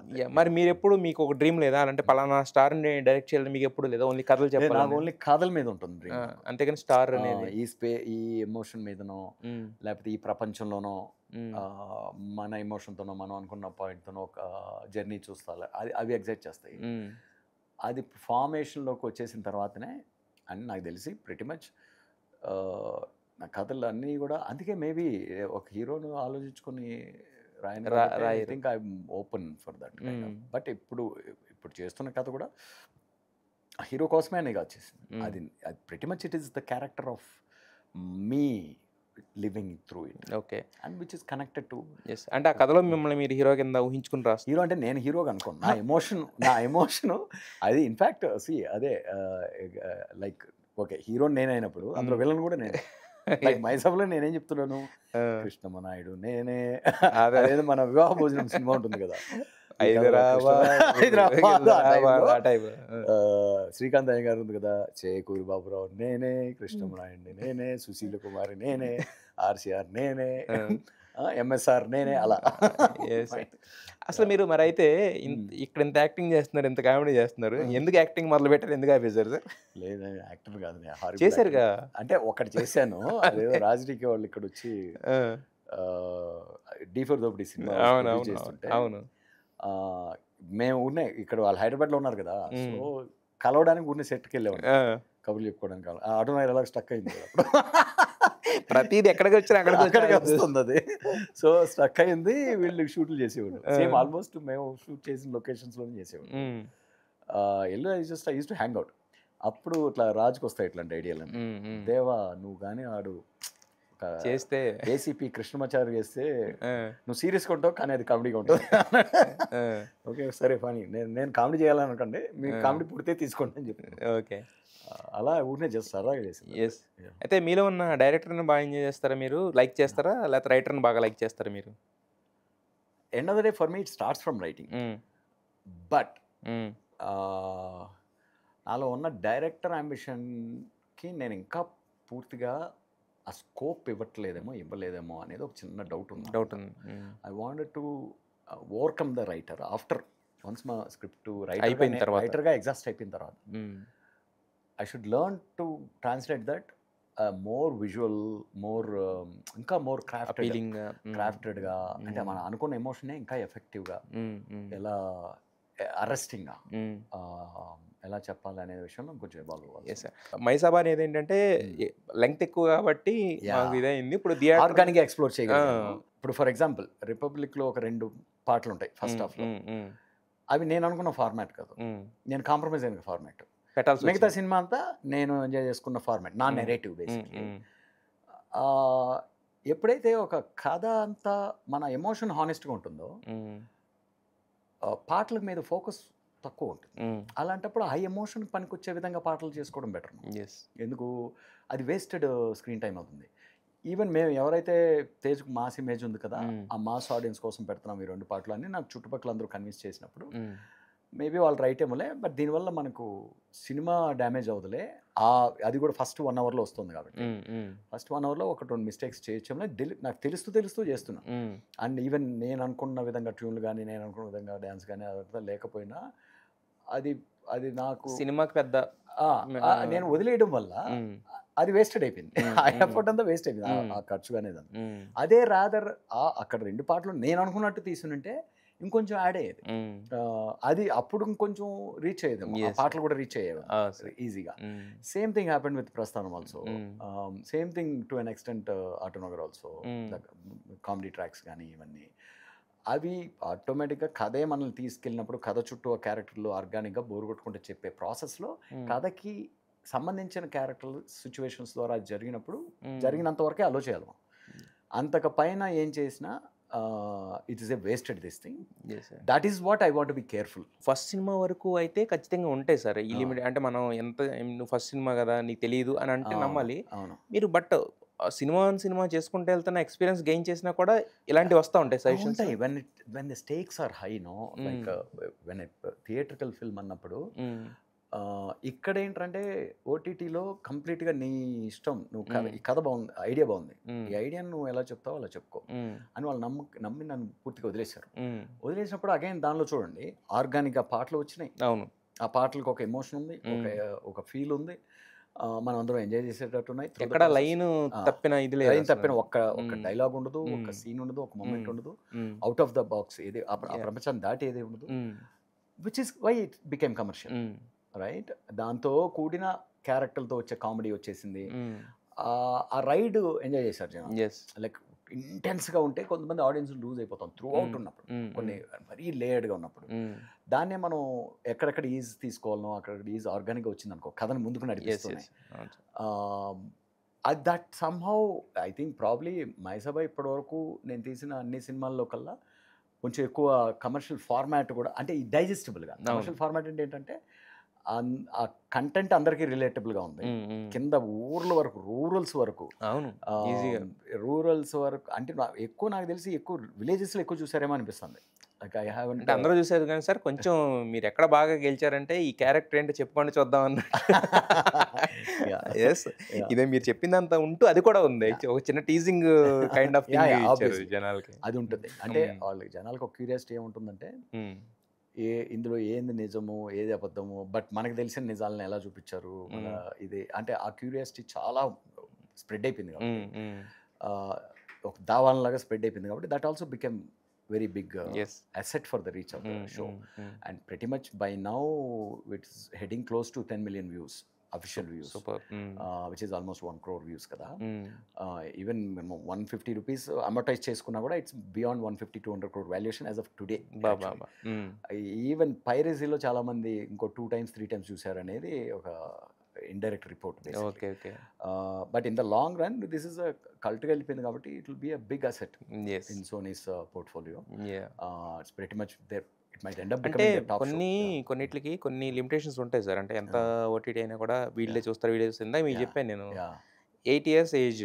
అంటే అక్కడ 8 years ఏజ్ నుంచి 80 years ఏజ్ వరకు ఎవరైనా ప్లస్ మోడర్న్ థాట్స్ నాకు మేము మా లెక్కలు అంటే అదే సినిమా తీసేటప్పుడు మనం ఏదో జెన్యున్గా తీసుకొని దాన్ని నీట్గా ప్రజెంట్ చేసి పబ్లిసైజ్ చేసుకొని ఆ క్యారెక్టర్ని ప్రజెంట్ చేసుకొని మనం డెలివర్ చేసే వరకే తప్ప మన చేతిలో ఉన్నది. అది కూడా మన పబ్లిసిటీ కూడా ఎంత జెన్యున్గా చేయాలో అంత జెన్యున్గా చేసుకొని దానికి ప్రిపేర్ చేసి వదులుతాము. బట్ రీచ్ అనేది ఎవరు అప్రిషియేట్ చేస్తారో, ఎలా అప్రిషియేట్ చేస్తారో ఎప్పటికీ మిస్టరీ. అది ఇప్పుడు so many of my friends around circle ఈ జెన్ ఆల్ఫా ఉంది కదా, వాళ్ళు ఎక్కువ మంది వాళ్ళు బింజ్ ఎక్కువ చేస్తున్నారు. ఇది ఒక ఇద్దరు పొలిటీషియన్స్ కి సంబంధించిన ఒక కల్పిత కథ అని మీరు అనుకుంటున్నారు. బట్ పీపుల్ వాళ్ళు అలా చూడట్లేదు దాన్ని. It's a fresh story of ఇద్దరు ఫ్రెండ్స్ కింద చూస్తున్నారు తప్ప వాళ్ళు ఏం జరిగింది, వాళ్ళు ఉన్నారా లేరా అసలు వాళ్ళు నో దట్ ఈస్ వెన్ కథ సక్సీడ్స్. అదే మనం ఏ ఎమోషన్ కోసం ఏ ఎమోషన్ ఫీల్ అవుతున్నామో ఆ ఎమోషన్ని ఇంటెగ్రిటీ తోటి తీసుకొని దానికి తగినట్టు కథ మలుచుకుంటూ చెప్పుకుంటూ పోవాలి. ఏదో వీళ్ళని పొగడాలి, వీళ్ళని ఎక్కువ చేయాలి, వాళ్ళని తక్కువ చేయాలి అనే ప్రాసెస్లో వెళ్ళాం అనుకోండి, you will lose this emotion. ఈ ఎమోషన్ ఇప్పుడు మీకు చాలా సినిమాలు చేశారు కదా, ఇప్పుడు ఐకానిక్ పొలిటికల్ లీడర్స్ గురించి, ఐకానిక్ సైంటిస్టుల గురించి, ఫిల్మ్ పర్సనాలిటీస్ గురించి ఎన్నో బయోపిక్లు ఏవో తీశారు. ఎండ్ ఆఫ్ ద డే ఏమవుతుందంటే when you go after the facts or when you directly go after just showing someone great or criticize someone, ఇంకెవరో చేసి బ్యాడ్ అని చూపించడానికి తీసినవన్నీ నువ్వు పోస్టర్ కొట్టినప్పటి నుంచి వాళ్ళకి ఎమోషన్ ఏంటో అర్థమైపోతుంది. ఇది దేనికోసం తీశారని అర్థం. ఇప్పుడు మనం ఒక లీడర్ని, మనకు నచ్చిన లీడర్ని పొగుడుతూ తీసామనుకోండి, ఆ అజెండాతో తీసామన్న విషయం అదే ఎమోషన్ అయినప్పుడు వాళ్ళకు కూడా ఇంట్రెస్ట్ ఉండదు. ఎందుకు, మాకు ఆల్రెడీ తెలుసు మా వాడు దేవుడని, మా నాయకుడు దేవుడని మాకు తెలుసు కదా అని. అవతల వాళ్ళు ఏంటి, అవును ఆ నాయకుడు ఎదవని మాకు తెలుసు కదా, కొత్తగా చెప్పేదే ఉంది కాబట్టి అందుకే ఎవరు చూడాల్సింది. ఇక్కడ నేను జనాలు ఫస్ట్ నుంచి ఐ థింక్ మేము పబ్లిసిటీలో కూడా కొంచెం కేర్ఫుల్గా చెప్పింది ఏంటంటే, బాబు ఇదంతా అబద్ధం, కథలు ఎక్కడి నుంచో పుట్టం, మన జీవితాల్లోంచి పుడతాయి. ప్రస్థానం లాంటి కథని నేను చుట్టూ అబ్జర్వ్ చేసిన, ఒక చిన్న కుటుంబంలో అబ్జర్వ్ చేసిన ఇన్సిడెంట్స్, ఈవెంట్స్ని పెట్టుకొని నేను ఒక థీమ్ని, ఒక ఎమోషన్ క్రియేట్ చేయడానికి. అలానే ప్రస్థానంలో సాయి కుమార్ గారి క్యారెక్టర్ నా పక్కన లేడు, శర్వాన్ క్యారెక్టర్ లేడు, సందీప్ కిషన్ క్యారెక్టర్. బట్ చిన్న చిన్న థాట్ ప్రాసెస్, ఓవర్ థింకింగ్లో నుంచి మనకి ఏం పుడతాయంటే, దీన్ని స్కేలప్ చేస్తే, ఈ ఎమోషన్ మనం స్కేలప్ చేస్తే ఏమవుతుంది, అక్కడి నుంచే పుడతాయి కథలు. కులం రాజకీయం అనేది ఎక్కువగా అంటే మీ చూసుకుంటే ఇంతకుముందు రిపబ్లిక్కి వెళ్ళినా అంతకుముందు వెళ్ళినా మీ ప్రతి సినిమాలో అండర్లైన్డ్గా అది ఒకటి ఉంటుంది కదా. ప్రస్థానంలోనే ఉండదు, ప్రస్థానంలో అంటే ఉంటుంది కానీ బట్ అంటే రాజకీయం అనేది ఒక అండర్లైన్డ్ లేయర్డ్ రాజకీయం గురించి ఉంటుంది. నువ్వు ఒక క్యారెక్టర్ని డిఫైన్ చేసినప్పుడు దానికి ఏమేమి అవసరమో అవి లాక్కొస్తాం లోపల. అది రియల్ లైఫ్లో నుంచి, రియల్ లైఫ్ రిఫ్లెక్షన్స్లో నుంచి తెచ్చినప్పుడే ఆ కథ కానీ, ఆ కథకున్న ఎమోషన్ కానీ బిలీవబుల్గా ఉంటుంది, ఆ ప్రపంచం బిలీవబుల్గా ఉంటుంది. అలా ఒక క్యారెక్టర్ యొక్క సోషియో పొలిటికల్ ఎకనామిక్ కండిషన్స్ ఎంతవరకు అవసరమో అంతవరకు మనం తీసుకోకపోతే, ఆ క్యారెక్టర్ లైఫ్ స్టైల్లో నుంచి మనం ఏ ప్రపంచంలో ఆ క్యారెక్టర్ని డిఫైన్ చేస్తున్నాం అక్కడి నుంచి, దెన్ ఇట్ లుక్ ఫేక్. నాకు అలాంటి కథలు రాయడము ఇష్టం ఉండదు. అంటే మీకు పర్సనల్గా కూడా ఇష్టమా పాలిటిక్స్ అండ్ క్యాస్ట్? లేదు అంటే నా పాయింట్ ఏంటంటే, యూ కెనాట్ ప్రస్థానం అనే దానికి పాలిటిక్స్ అది ఓన్లీ పొలిటికల్ స్టేట్మెంట్స్ కొన్ని ఇస్తాడు అంతే. అదే సార్, అది హీరోలు విలన్లు లేరు ఈ నాటకంలో అనేది ఇదంతా అది పొలిటికల్ స్టేట్మెంట్ కదా, అది హ్యూమన్ వల్నరబిలిటీస్, మన మోరల్ వల్నరబిలిటీస్ గురించి. మనిషి ఏం విత్తుతాడో అదే కోస్తాడనే థీమ్ కోసం అనుకున్నాను. ఇన్ఫ్యాక్ట్ నా inspiration Road to Perdition okay ప్రస్థానంకి. బట్ నాకు ఇండియాలో గ్యాంగ్స్టర్స్ సూట్ బూట్లు వేసుకునే గ్యాంగ్స్టర్స్ ఎప్పుడు కనిపించలేదు. నాకు మ్యాక్సిమం మాఫియా అంతా పాలిటిక్స్లో ఉంటుంది. పొలిటీషియన్స్ ప్రొటెక్ట్ చేయకపోతే ఏ గ్యాంగ్స్టర్ సర్వైవ్ అవ్వలేడు. సో దాన్ని బట్టి ఎవరు పెద్ద గ్యాంగ్స్టర్ ఇక్కడ? పొలిటీషియన్స్. సో అందువల్ల నేను ఈ హ్యూమన్ ఎమోషన్ని ఒక గ్యాంగ్స్టర్ వరల్డ్లో పెట్టి చూపించాలంటే, మన ఇండియాలో సంబంధించిన గ్యాంగ్స్టర్ వరల్డ్ ఓన్లీ పాలిటిక్సే కాబట్టి నేను పొలిటీషియన్ కథగా ఎంచుకున్నాను. సో అగైన్ నా ప్రాసెస్ అంతా మనకి రిలవెంట్, మన ప్రపంచానికి బిలీవబుల్గా కనిపించే ప్రాసెస్లో వెళ్తాను. ఆటోనగర్ ఏమనుకున్నానంటే, మనం సెల్ఫ్ రెస్పెక్ట్ని డిఫైన్ చేద్దాం అనుకునే థీమ్. ఆటోనగర్ అంటే ఒక మనిషి యొక్క ఆత్మాభిమానం ఎక్కడుంది, వాడి కులంలో కాదు, వాడి అబ్బా నాన్నలు సంపాదించిన సంపాదనలో కాదు, మా నాన్న తోపు, మా తాత తోపు అనుకుంటూ తిరుగుతుంటారు మన చుట్టుపక్కల జనాలందరూ, మా కులం తోపు అంటూ. నాకు ఐ హేట్ దాట్. అలాంటి మనుషులను నేను అసలు ఏమాత్రం వాల్యూ ఇవ్వలేను. ఎందుకు ఇవ్వలేనంటే, నీ వాల్యూ ఏంట్రా అని. రైట్, నీ వాల్యూ ఉంటే నీకు ఒక సెల్ఫ్ రెస్పెక్ట్ ఉంది, నీకు ఒక వాల్యూ ఉంది, నువ్వు ప్రపంచంలో వాల్యూబుల్ హ్యూమన్ బీయింగ్. అది లేనోడు for me is totally zero value for me. So ఆ డిస్టర్బెన్స్ ఉంది కదా, ఆ డెఫినేషన్ కోసం చేస్తున్నప్పుడు ఒక ఇండివిజువల్ వర్సెస్ ఒక mob. So that again is not a political film. Autonagar Surya is not a political film. కేవలం వీడు అనాథ అంటే ఆ మాబ్లో ఎప్పుడు కూడా ఒక మాబ్ ఎప్పుడు కొట్టుకుంటారంటే కులాల వారిగానో పార్టీల వారిగానో కొట్టుకుంటారు మన దేశంలో. దానికి రిలవెన్స్ ఉండడం కోసం ఒక రెండు రైవల్ క్యాస్టీలు పుట్టిన ఒక అనాథ అనుకుందాం అండి. అందుకే యూనియన్ స్పీచ్లో ఆటోనగర్లో మాట్లాడుతున్నప్పుడు one of the most famous iconic scene ఆటోనగర్లో ఏంటంటే, యూనియన్లో వచ్చి మాట్లాడతాడు కదా, మాట్లాడినప్పుడు వచ్చే ముందు తిట్టుకుంటారు, వాళ్ళ అమ్మ సైడ్ నుంచి ఆల్లోడ్ అంటారా, వాళ్ళ నాన్న సైడ్ నుంచి ఆల్లోడ్ అంటారా అని డిజైన్ చేసుకుంటారు బిగిన్లో ఎంటర్ అయ్యేటప్పుడు. ఆ స్పీచ్ అంతా అయిపోయి అలా అరెస్ట్ అయిపోయినప్పుడు వాళ్ళ నాన్న సైడ్ నుంచి మనోడని అంటారా, వాళ్ళ అమ్మ సైడ్ నుంచి మనోడు అంటే చేతులు ఎత్తారు. అంత గొర్రెలం మనం అని. రైట్, ఎందుకంటే వీళ్ళందరిలోనూ ఒక వాల్యూ సిస్టమ్ని ఇగ్నైట్ చేశాడు, ఇగ్నైట్ చేయాలి ఆ character. That was my ambition with that story. So that's why అక్కడ ఆ పరిమితి వరకే ఆ క్యాస్ట్ టాపిక్ ఉంటుంది. రిపబ్లిక్లో ఏముంటుందంటే ఒక గ్రాండ్ సిస్టమ్ డిఫైన్ చేయడానికి, ఒక ప్రజాస్వామ్యం అంటే ఏంటి దాని గురించి మనకు మీనింగ్ కూడా తెలియదు. దానిలో ద లీస్ట్ ఓటర్ ఎంత ఇవాల్వ్ అయ్యి ఉంటాడో అదే ఆ ప్రజాస్వామ్యం యొక్క లిమిటేషన్ అవుతుంది. ఆ ఓటర్ మైండ్ సెట్ని చివరిలో కొసమెరుపులాగా, ఈవెన్ దో బ్యూరోక్రాట్గా కోర్టులో గెలిచేసి సినిమా అక్కడే అయిపోయింది. అయిపోయింది, హీరో గెలిచేశాడు, తన కంట్రోల్లో ఉన్న వ్యవస్థను మార్చేశాడు. బట్ అదొక మభ్య ఓటర్ మైండ్ సెట్ మారే వరకు అది మారట్లేదు. కాబట్టి అది ఎవల్యూషన్లో, అది ఇవాల్వ్ అయినప్పుడే, అది ఎంత ఇవాల్వ్ అయితే అంత మెచ్యూర్ అవుతుంది మనం డిఫైన్ చేసుకున్న ప్రజాస్వామ్యం కూడా అని చెప్పడం కోసం అక్కడికి వచ్చారు. 40 ఏళ్ళు వాళ్ళు దుబ్బారు, ఓ 40 ఏళ్ళు మేము దుబ్బాం. అది కూడా ఏంటి, క్యాస్ట్ రిలేటెడ్. నేను ఇప్పుడు చేయబోతున్న కథకి అది పాలిటిక్స్కి దానికి కంప్లీట్గా డిటాచ్మెంట్ ఎందుకు ఉందంటే, యూ విల్ బి షాక్డ్. నేను ఏ ఎలిమెంట్ గురించి మాట్లాడుతున్నానో ఆ ఎలిమెంట్ మీ లైఫ్ బ్లడ్ ఎలిమెంట్ అనమాట. But you will be shocked. అది కేవలం అది కూడా నాకు చిన్న ఇదేంటంటే, ఎవరు ఆలోచించని యాంగిల్లోనూ బట్ అందరూ యాక్సెప్ట్ చేసే యాంగిల్లోనూ ఉంది Mm.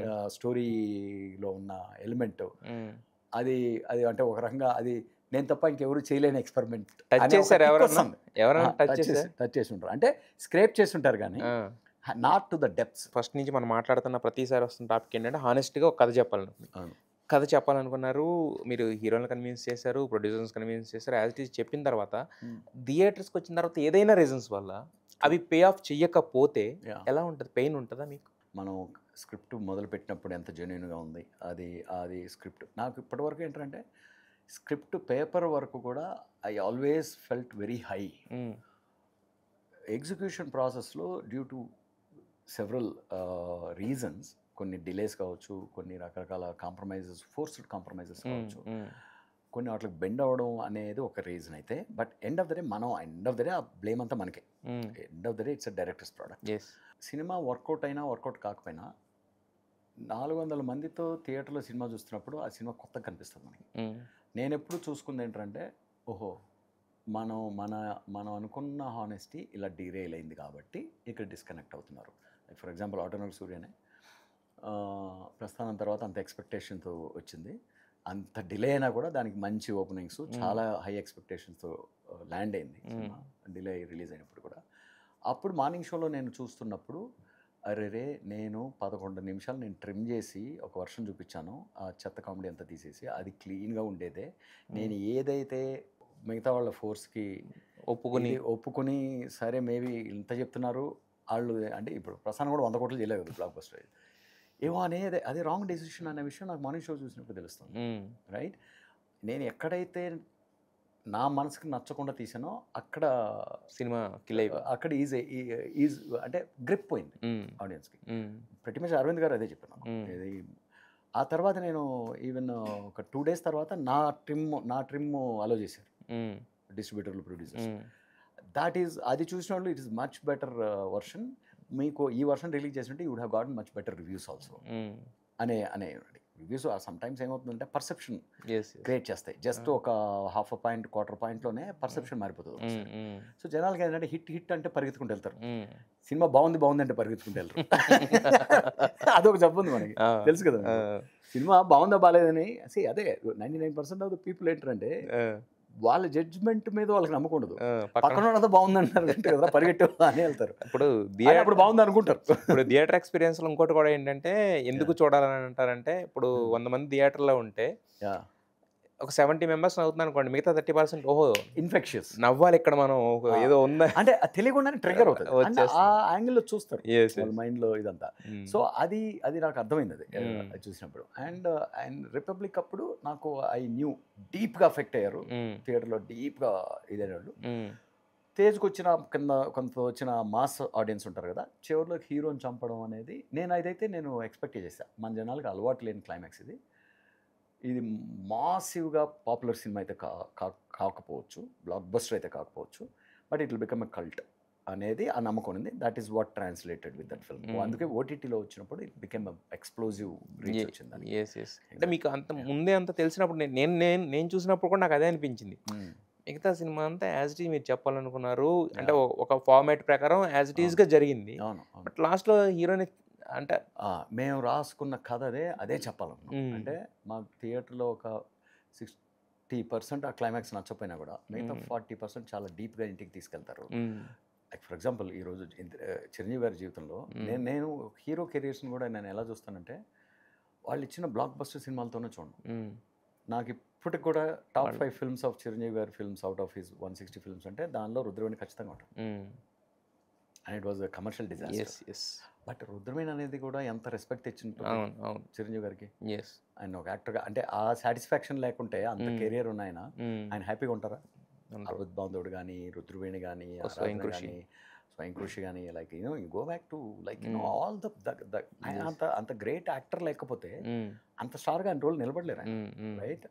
సో అది కూడా ఉంది, అవి కూడా కాంప్లిమెంట్ చేస్తూ వచ్చాయి కాబట్టి ఆయన అంత గొప్ప స్టార్డమ్ని ఎంజాయ్ చేశారు. So like that heroes, directors also should, అంటే నా ఉద్దేశంలో మీ పర్సెప్షన్. అండ్ అగైన్ నాకు for example I want the story to take me which ever format it demands.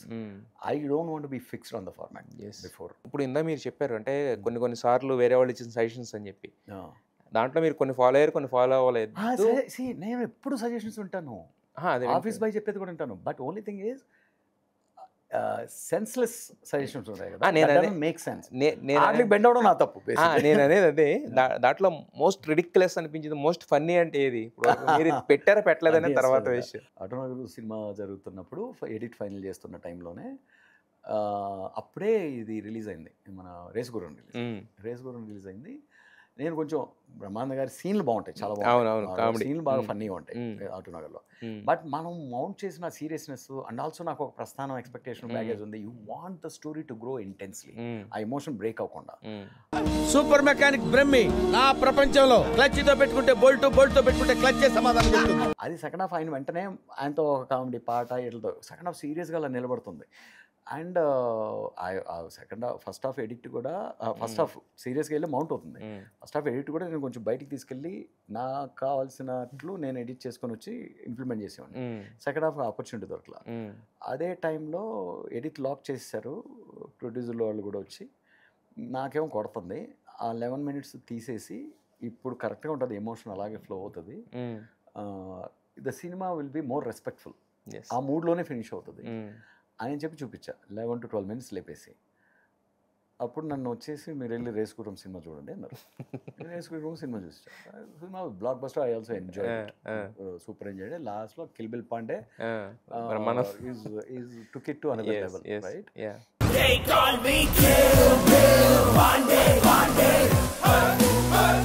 Brahmananda గారి ఎపిసోడ్.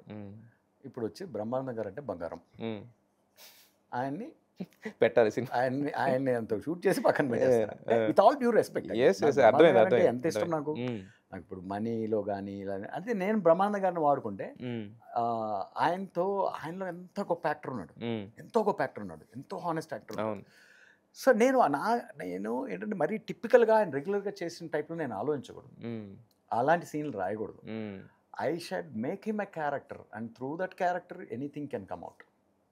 ఆయనలో నేను యాక్టర్నే చూడాలంటే యాక్టర్నే చూడాలి, నేను కామెడీనే చూడకూడదు. నేను లైక్ ఫర్ ఎగ్జాంపుల్ షాకింగ్గా కృష్ణవంశీ గారు చేసిన సినిమాలో ఆయన క్యారెక్టర్ భలే ఉంటుంది, మన రంగమార్తాండ. నువ్వు ఒక చెత్త నటుడురా, మనిషిగా అంతకంటే నీచుడురా. రంగమార్తాండ ఆయన పర్ఫార్మెన్స్ చూసి భలే షాక్ అయిపోయాను. అంత వర్సాలిటీ ఉన్న యాక్టర్స్ని నేను హానెస్ట్గా అప్రోచ్ చేసేవాడిని. కామెడీ చేసినా ఏం చేసినా it should be like that. అది నాకు ఎడిట్ టేబుల్ మీద అర్థమవుతుంది.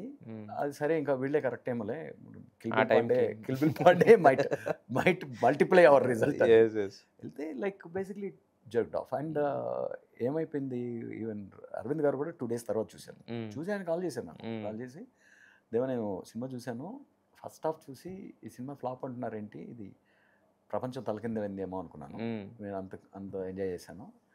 అండ్ సెకండ్ హాఫ్ చూసాక నాకు కొంచెం ఎందుకంటే నువ్వు మౌంట్ చేసిన ఎమోషన్ నుంచి కొంచెం కంటామినేట్ చేసేస్తుంది, కొంచెం ఫోర్స్ కామెడీ, అంటే వేరే సినిమాలాగా అనిపించింది. అండ్ నీకు ప్రస్థానం లాంటి షాకింగ్ క్లైమాక్స్ లేదు ఆటోనగర్లో to pull the audience back. Beautiful analysis, చాలా, అంటే that is why I'm such a great successful producer. So చెప్పారు. And then again like will travel, will work on future ఏదైనా ఉంటాయని. అంటే విచ్ ఈజ్ నౌ అదంతా నాకు ఎప్పుడు వ్యాలిడేట్ అవుతూ వచ్చింది. నేను థియేటర్లో మార్నింగ్ షో చూసినప్పుడు అర్థమైపోయింది, oh that I lost the bearings అనేది. అలా నేను I see it that way. Like morning show release అయిన తర్వాత సినిమా హిట్ అవుతుందా, బ్లాక్ బస్టర్ అంటే ఇన్ఫ్యాక్ట్ నాకు నచ్చకుండా అది బ్లాక్ బస్టర్ అయితే కూడా నాకు ఇష్టం. లైక్ ఫర్ ఎగ్జాంపుల్ మీరు రిపబ్లిక్ గురించి అడిగారు కదా, రిపబ్లిక్ నాకు చాలా మంది ప్రొడ్యూసర్స్ కాల్ చేసి మార్నింగ్ షో చూసి జస్ట్ ఆ లాస్ట్ 5 minutes కట్ చేయండి, కోర్టులో గెలిచిపోయారు కదా, రమ్యకృష్ణ ఫెయింట్ అయిపోయింది, ఆమె తీసుకెళ్ళిపోయారు, ఆమె చచ్చిపోయింది అనుకుంటారు, and you just close it, finish it అని. అంటే లేదు, అంటే ఒక పక్కన తేజ్ హాస్పిటల్లో ఉన్నాడు, అందువల్ల కూడా ఇంకా హెవీ అయింది ఆ క్లైమాక్స్. బట్ తేజ్ ప్రేమించిన క్లైమాక్స్, నేను ప్రేమించిన క్లైమాక్స్, నేను రాసుకున్న క్లైమాక్స్ అదే, రైట్? మేబీ ఇప్పుడు రాసి ఉంటే మేబీ ఇంకోలాగా ట్రీట్ చేసి ఉండేవాడు, బట్ నా కన్విక్షన్ అదే ఆ కథ మీద. అండ్ మేబీ ఇంకో హీరోతో చేస్తుంటే ఇంకొక క్రియేటివ్ జర్నీలో ఇంకొకటి డిస్కవర్ చేసేవాడిని, ఇంకొక ఎమోషన్ని, ఇంకొక విధమైన క్లోజర్ని డిస్కవర్ చేసేవాడిని. End of the day we're happy, Tej is happy, and the producers are happy. Producers made easily 10 crores they saved before the release, because Zee bought out. And Zee OTT లో వచ్చిన valuation తోటి they are super happy with this thing. So it is still a very big commercial success for not for distributors but for everybody else who's involved in it. ఈ real లైఫ్లో ఎప్పుడైనా మీ directorial skills కానీ లేదంటే writer skills కానీ ఎప్పుడైనా వాడుతూ ఉంటారా?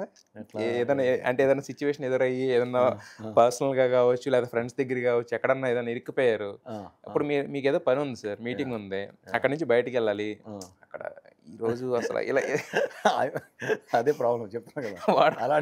అలాంటి వాటర్ ఇప్పుడు ఉంటే నేను చాలా టైం కూడా సేవ్ చేసుకునేవాడిని. ఫర్ ఎగ్జాంపుల్ అదే చెప్పాడు కదా, ఎప్పుడైతే ఆ రీమేక్ సినిమా నేను ఒప్పుకొని అమ్మ ఏం గోల్డెన్ ఛాన్స్ వచ్చిందిరా అని చెప్పి వెంటనే నేను తలనొప్పి సార్ నేను అమెరికాకి వెళ్ళి రావాలి అని చెప్పేసి ఇమ్మీడియట్గా 1 నెల గ్యాప్ ఇచ్చేసి ఈ ప్రాజెక్ట్లోకి వెళ్ళిపోయింటే my entire career would have been in different graph, completely different graph. So and maybe ఇంకొంచెం పవర్ ఉండేదేమో నేను చెప్పాలనుకున్న కథలు, నేను చెప్పాలనుకున్న దీనికి చెప్పడానికి. మీరు చెప్పినట్టు ఈ మాత్రం నా కథల్లో ఉన్న senses or maybe if they sound intelligent or what నా జీవితంలో కొంచెం అప్లై చేయగలిగితే కొంచెం బాగుపడతావు. అయితే ఇప్పుడు ఈ ఫీల్డ్లో రూమర్స్ అనేవి కామన్ కదా, మీ గురించి ఎప్పుడైనా ఏదన్నా రూమర్? ఏం లేదు, నా గురించి నేనే రూమర్ అంటే ఎందుకంటే రూమర్స్ అప్పుడప్పుడు బాగుంటాయి, కొన్ని మంచి రూమర్స్ కూడా ఉంటాయి. అవేనా ఉంటే మీరు చెప్పాలి, మీరు అడగాలి. ఏముంది ఇప్పుడు ప్రస్తుతం ఉన్న రూమర్ అయితే అదే, దేవకట్ట SSMB 29 రైటర్ అంట. కొన్నిసార్లు రూమర్లుగానే ఉంటాయి, కొన్నిసార్లు రూమర్లు నిజం అవుతాయి. Let's give it a time. మీకు ఎప్పుడైనా అనిపించిందా పలానా రూమర్ ఏదో నా గురించి వచ్చింది నిజమైతే బాగుండని అనిపించిందా? నిజమైతే బాగుంటుంది నాకు. I love that to be true. I love అంటే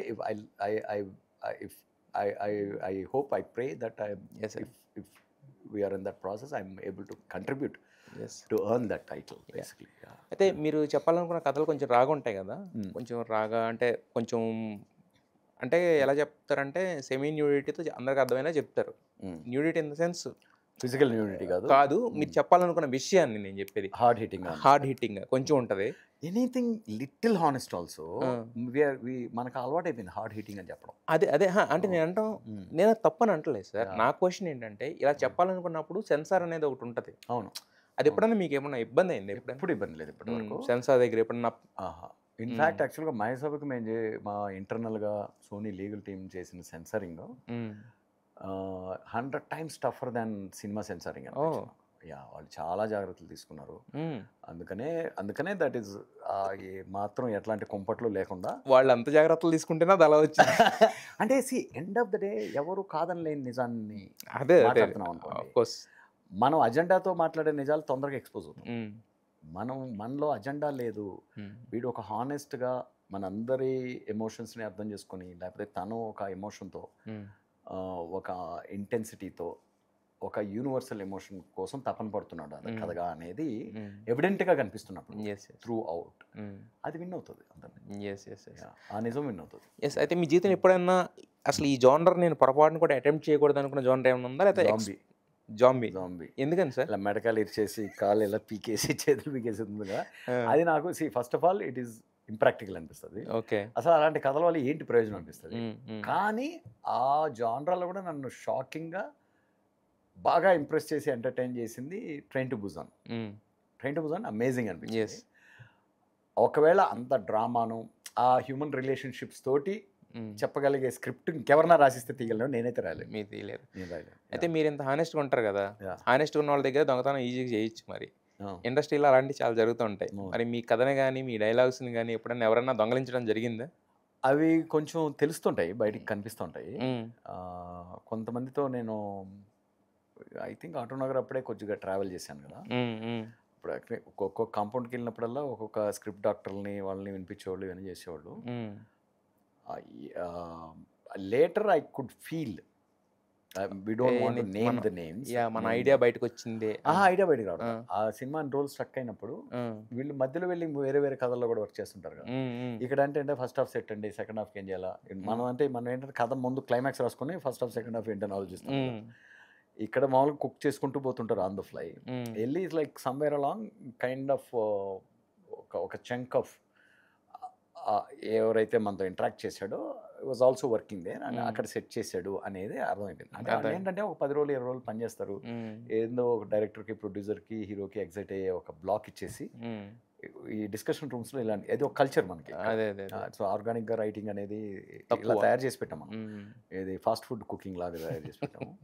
అలా వెళ్ళడం అనేది ఒకటి చూసాను నేను. చూసే అదర్ దాన్ దట్ నాకు అగైన్ అది కూడా నన్ను బాదర్ చేయాల, బికాస్ దట్స్ ఎ డిఫరెంట్ ఇది. నాకు ఎలాంటి ఈవెన్ నా కథ మొత్తం తెలిసిపోయినా కూడా నేను ఈవెన్ ఆటోనాగా నేను చేస్తున్న టైంలో కూడా కొంతమంది హీరోలు నేను కలిసినప్పుడు వాళ్ళు కంప్లీట్గా నా సీన్లు నా డైలాగ్స్ చెప్పేవాళ్ళు. అంటే అక్కడ దాకా వెళ్ళిపోయింది. ఎందుకు అదే ఎట్లా తెలుసు మీకు? ఎవరిదైనా ఇండస్ట్రీలో స్క్రిప్ట్ ఇలా తెప్పించుకోవడం 2 minutes పని అని. సో మనం 100 మందితో పనిచేస్తుంటాము, స్క్రిప్ట్ షేర్ చేసుకోకుండా ప్రిపరేషన్ అవ్వదు కదా. So it is. అందుకని నా ఉద్దేశంలో ఏంటంటే మనం రాసే ఐడియా స్క్రిప్ట్ అనేది it should be so genuine, so much from inside of you. అది మొత్తం స్క్రిప్ట్ అంతా పబ్లిష్ చేసి నువ్వు షూటింగ్కి వెళ్ళినా కూడా నీ సినిమాని నువ్వు అనుకున్నట్టు ఇంకెవరు ట్రాన్స్లేట్ చేయకూడదు, చేయలేనంత ఆర్గానిక్ ఎమోషన్ ఉండాలి. అందుకే టార్కోస్కి ఇది ఒక స్టేట్మెంట్ ఉంటుంది, ఒకే వ్యక్తి జీవితాన్ని 100 మంది పుట్టుక నుంచి చచ్చే వరకు చూస్తే, ఇది ఒక ఎగ్జాంపుల్. ఇంకోటి ఒకటే స్క్రీన్ ప్లే 100 మందికి ఇస్తున్నాం. ఈ 100 మంది 100 రకాల సినిమాలు తీస్తారు, 100 రకాల ఎమోషన్స్ ఎక్స్ప్లోర్ చేస్తారు, కానీ ఏ ఇద్దరో ఒక వన్ కైండ్ ఆఫ్ ఫిల్మ్ తీయలేరు. I believe in that. True. End of the day it becomes director ఎలా చూస్తున్నాడు ఆ స్క్రిప్ట్ని, అది బయటకు వస్తుంది. కానీ స్క్రిప్ట్ ఎలా ఉందో అలా రాదు. స్క్రిప్ట్ రాసినోడికి తెలుస్తుంది ఎలా ఉందో, అది వాడేప్పటికీ అది యూనిక్గానే ఉంటుందనేది నా నమ్మకం. సార్, అయితే రియలిస్టిక్ కథలు తీయాలనుకున్నప్పుడు మనకు అప్రోచ్ కూడా ఎలా ఉండాలంటే చాలా రీసెర్చ్ అవసరం అవుతుంది. అన్నీ మనం ఇక్కడ కూర్చొని చెప్పలేము, కొన్ని గ్రౌండ్ లెవెల్ కూడా వెళ్ళాలి. అలా గ్రౌండ్ లెవెల్కి వెళ్ళి రీసెర్చ్ చేసిన ఏమైనా ఉన్నాయి మీరు తీసిన కథలు? చాలా అయ్యో అన్నీ almost all the stories. Again realistic అంటే no cinema is realistic, no story is realistic. Emotion అదే అదే మనం కథలో మనం ఎంచుకొని చెప్పబోయే ఒక point of view and perspective and emotion ఉంటుంది కదా, అది కరెక్టేరా అనిపించాలి అందరికి. అది that is what is called realism. ఇది కరెక్టే, ఇది పాసిబుల్, ఇది నిజమే అనిపిస్తే చాలు నాకు. అలా మీరు చెప్పినట్టు research, everything was research oriented. Even ప్రస్థానం చేస్తున్నప్పుడు కూడా లైక్ ఒక ఎమ్మెల్యే చుట్టూ కార్యకర్తలు ఎలా ఉంటారు, వాళ్ళ ఎమోషన్స్ ఎలా ఉంటాయి. ఎందుకంటే మీకు ఆ క్యారెక్టర్స్, ఈవెన్ కార్యకర్త ఎమోషన్ కూడా చాలా జెన్యూన్గా అథెంటిక్ కనిపిస్తుంది. అది కూడా నాకు మా అంకుల్ పొలిటిక్స్లో ఉండేవారు కాబట్టి ఒక టౌన్ లెవెల్లో I wanted to see it that way. And then Autonagar సూర్యకి నేను చాలా రీసెర్చ్ చేశాను. ఫర్ ఎగ్జాంపుల్ రాఘవాయ్ బాబాయ్ క్యారెక్టర్ అని ఒకటి ఉంటుంది, మెంటర్ చైతన్య క్యారెక్టర్కి. ఆ క్యారెక్టర్ యాక్చువల్గా 1970s ఒక ఆయన ఉన్నారంట, ఏది ప్రెసిడెంట్ని తిప్పారంట. ఏది 1970s బ్యాటరీ వెహికల్ తయారు చేసి ప్రెసిడెంట్నో ప్రైమ్ మినిస్టర్నో like he took around. Okay. అంటే ఆటోనగర్లో అట్లాంటి రస్టిక్ ప్లేస్లో ఒక రెనోవేటివ్ చేసే దీనిలో కూడా ఇంత ఇంజనీరింగ్ స్కిల్స్ ఉండేవి, ఆల్మోస్ట్ లైక్ సైంటిఫిక్ స్కిల్స్ ఉండేవి ఆ రా దీనిలో. I wanted to bring a character like that. ఆ బిజినెస్ ఎలా వర్కౌట్ అవుతుంది, అట్మాస్ఫియర్ ఎలా ఉంటుంది. అందుకనే మేము ఫైనల్గా ఎండ్ ఆఫ్ ది డే నాకు యాక్చువల్ ఆటోనగర్లో షూట్ చేయాలని కోరుకున్నా కూడా ఇట్ ఈస్ ఇంపాసిబుల్. ఎందుకంటే 9-10 o'clock నుంచి మామూలు క్లటర్ ఉంది యాక్చువల్ విజయవాడలో షూట్ చేయాలనుకుంటే. అందుకని ఇక్కడ సెట్ చేయాల్సి వచ్చింది. ఇది అల్యూమినియం ఫ్యాక్టరీలో మెయిన్ కీ సీక్వెన్సెస్ కావాల్సిన టోన్లో సెట్ చేసి చేయాల్సి వచ్చింది. చాలా ఎక్స్టెన్సివ్ రీసెర్చ్ అది కూడా, ట్రావెల్ చేసింది. రిపబ్లిక్ కొల్లేరునైతే అసలు తాగేసా, ఆ ఇయర్నే తాగేసా అంత.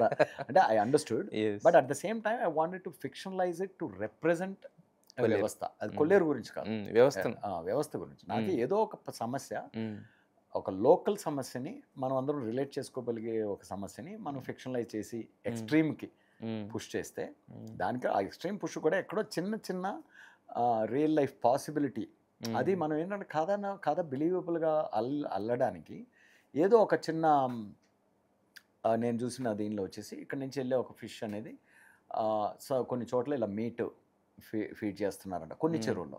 కొల్లేరులో ఎక్కడా కూడా కాదు, అది కూడా కొల్లేరు చెరువుల్లో కూడా కాదు, వేరే ఏదో చెరువుల్లో బయట ఇంకెక్కడో, రైట్. అది ఎంత అన్హెల్దీ అనేది ఓకే. సో ఇది మన థీమాటిక్గా మన వ్యవస్థకి ఇది అవుతుంది. ఎవరైతే పోరాడుతున్నాడో ఆడనే కరిగిచ్చేసి చేపలు ఫీడ్గా ఇచ్చేస్తారు. అలా ఒక హీరోయిన్ వాళ్ళ అన్నకు అలా జరుగుతుంది. ఇన్ఫ్యాక్ట్ హీరో ఎండింగ్లో కూడా ఆ హింట్ ఉంటుంది. అంటే మనము ఇలాంటి వాళ్ళని మనం తిని దూపుతున్నాము. అంటే I'm sorry for using that. వాళ్ళ జెన్యూనిటీ, వాళ్ళ హానెస్టీ, వాళ్ళ క్యారెక్టర్ అనేది అభి అనేవాడు నీలో మిస్ అవుతున్నాడు. Is not missing out side. అదే ఆ లిరిక్ ఉంటుంది, ఎండింగ్ లిరిక్ కూడా. చీకటిలో తను లేడు పగలు ఎదురుగా రాడు అని, ఆ నీలో ఉన్నాడు అనే దానికి లీడ్ అవుతుంది క్లైమాక్స్ సాంగ్. సో అంత ఎమోషన్ నేను చెల్తున్నప్పుడు ఏంటంటే ఒక రియల్ లైఫ్కి సంబంధించిన అన్నీ నేను ఫిక్షన్లో చేయాలంటే రీసెర్చ్ చేసిన తర్వాతనే నేను ఫిక్షన్లోకి రాగలను. So that my fiction is believable and relatable. అలా దానికి కూడా చాలా ఎక్స్టెన్సివ్ రీసెర్చ్ చేశాను. మైసప్ ఆల్సో. Yes sir. మీకు అంటే మీరు చేసే ప్రతి సినిమాకి ఇంతకుముందు మనం చెప్పుకున్నట్టు ఒక సెట్ ఆఫ్ ఆడియన్స్ ఉన్నారు కదా. మరి మీరు పనిచేసిన హీరోస్ అందరూ కూడా అంటే ఆ cinema irrespective of the result మీతో అదే బాండింగ్ ఉంటుంది? అంతే బాండింగ్ ఉంటుంది. అయ్యో ఇప్పుడు చైతన్యకి నాకైనా, సాయిధరం తేజ్కి నాకైనా, ఇప్పుడు నేను వర్క్ చేయబోయే హీరోతో లైక్ ఈవెన్ నేను ముందు నుంచే నాకు ఒక బాండింగ్ తోటి స్క్రిప్ట్ ఎవల్యూషన్ నుంచి ట్రావెల్ చేస్తున్నాము.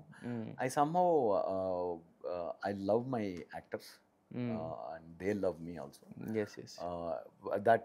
That thing continuous much beyond the film's release and result also. I mean ఎప్పుడు నేను చేస్తున్నా కూడా అనుకుంటాం మనం నెక్స్ట్ ఏం చేస్తే ఏం చేయొచ్చు, లైక్ అట లవ్ స్టోరీ చేద్దాం అనుకుంటున్నాం ఇంటర్వ్యూలో. అలా like they are like very close to my heart and I believe they also hold me so close. అయితే లాస్ట్ టైం మాట్లాడినప్పుడు పైన మాట్లాడాం కాబట్టి మాకు వాట్ ఈస్ దేవా అనేది పూర్తిగా అర్థం కాలేదు. But now I am able to understand what is Deva and what is his perception towards films and towards society అనేది క్లియర్ గా అర్థం. My own life basically. yes sir. Thank you so much. Wish you all the best for your next film. Thank you so much. Yes, మళ్ళీ కలుద్దాం next. తప్పకుండా sir.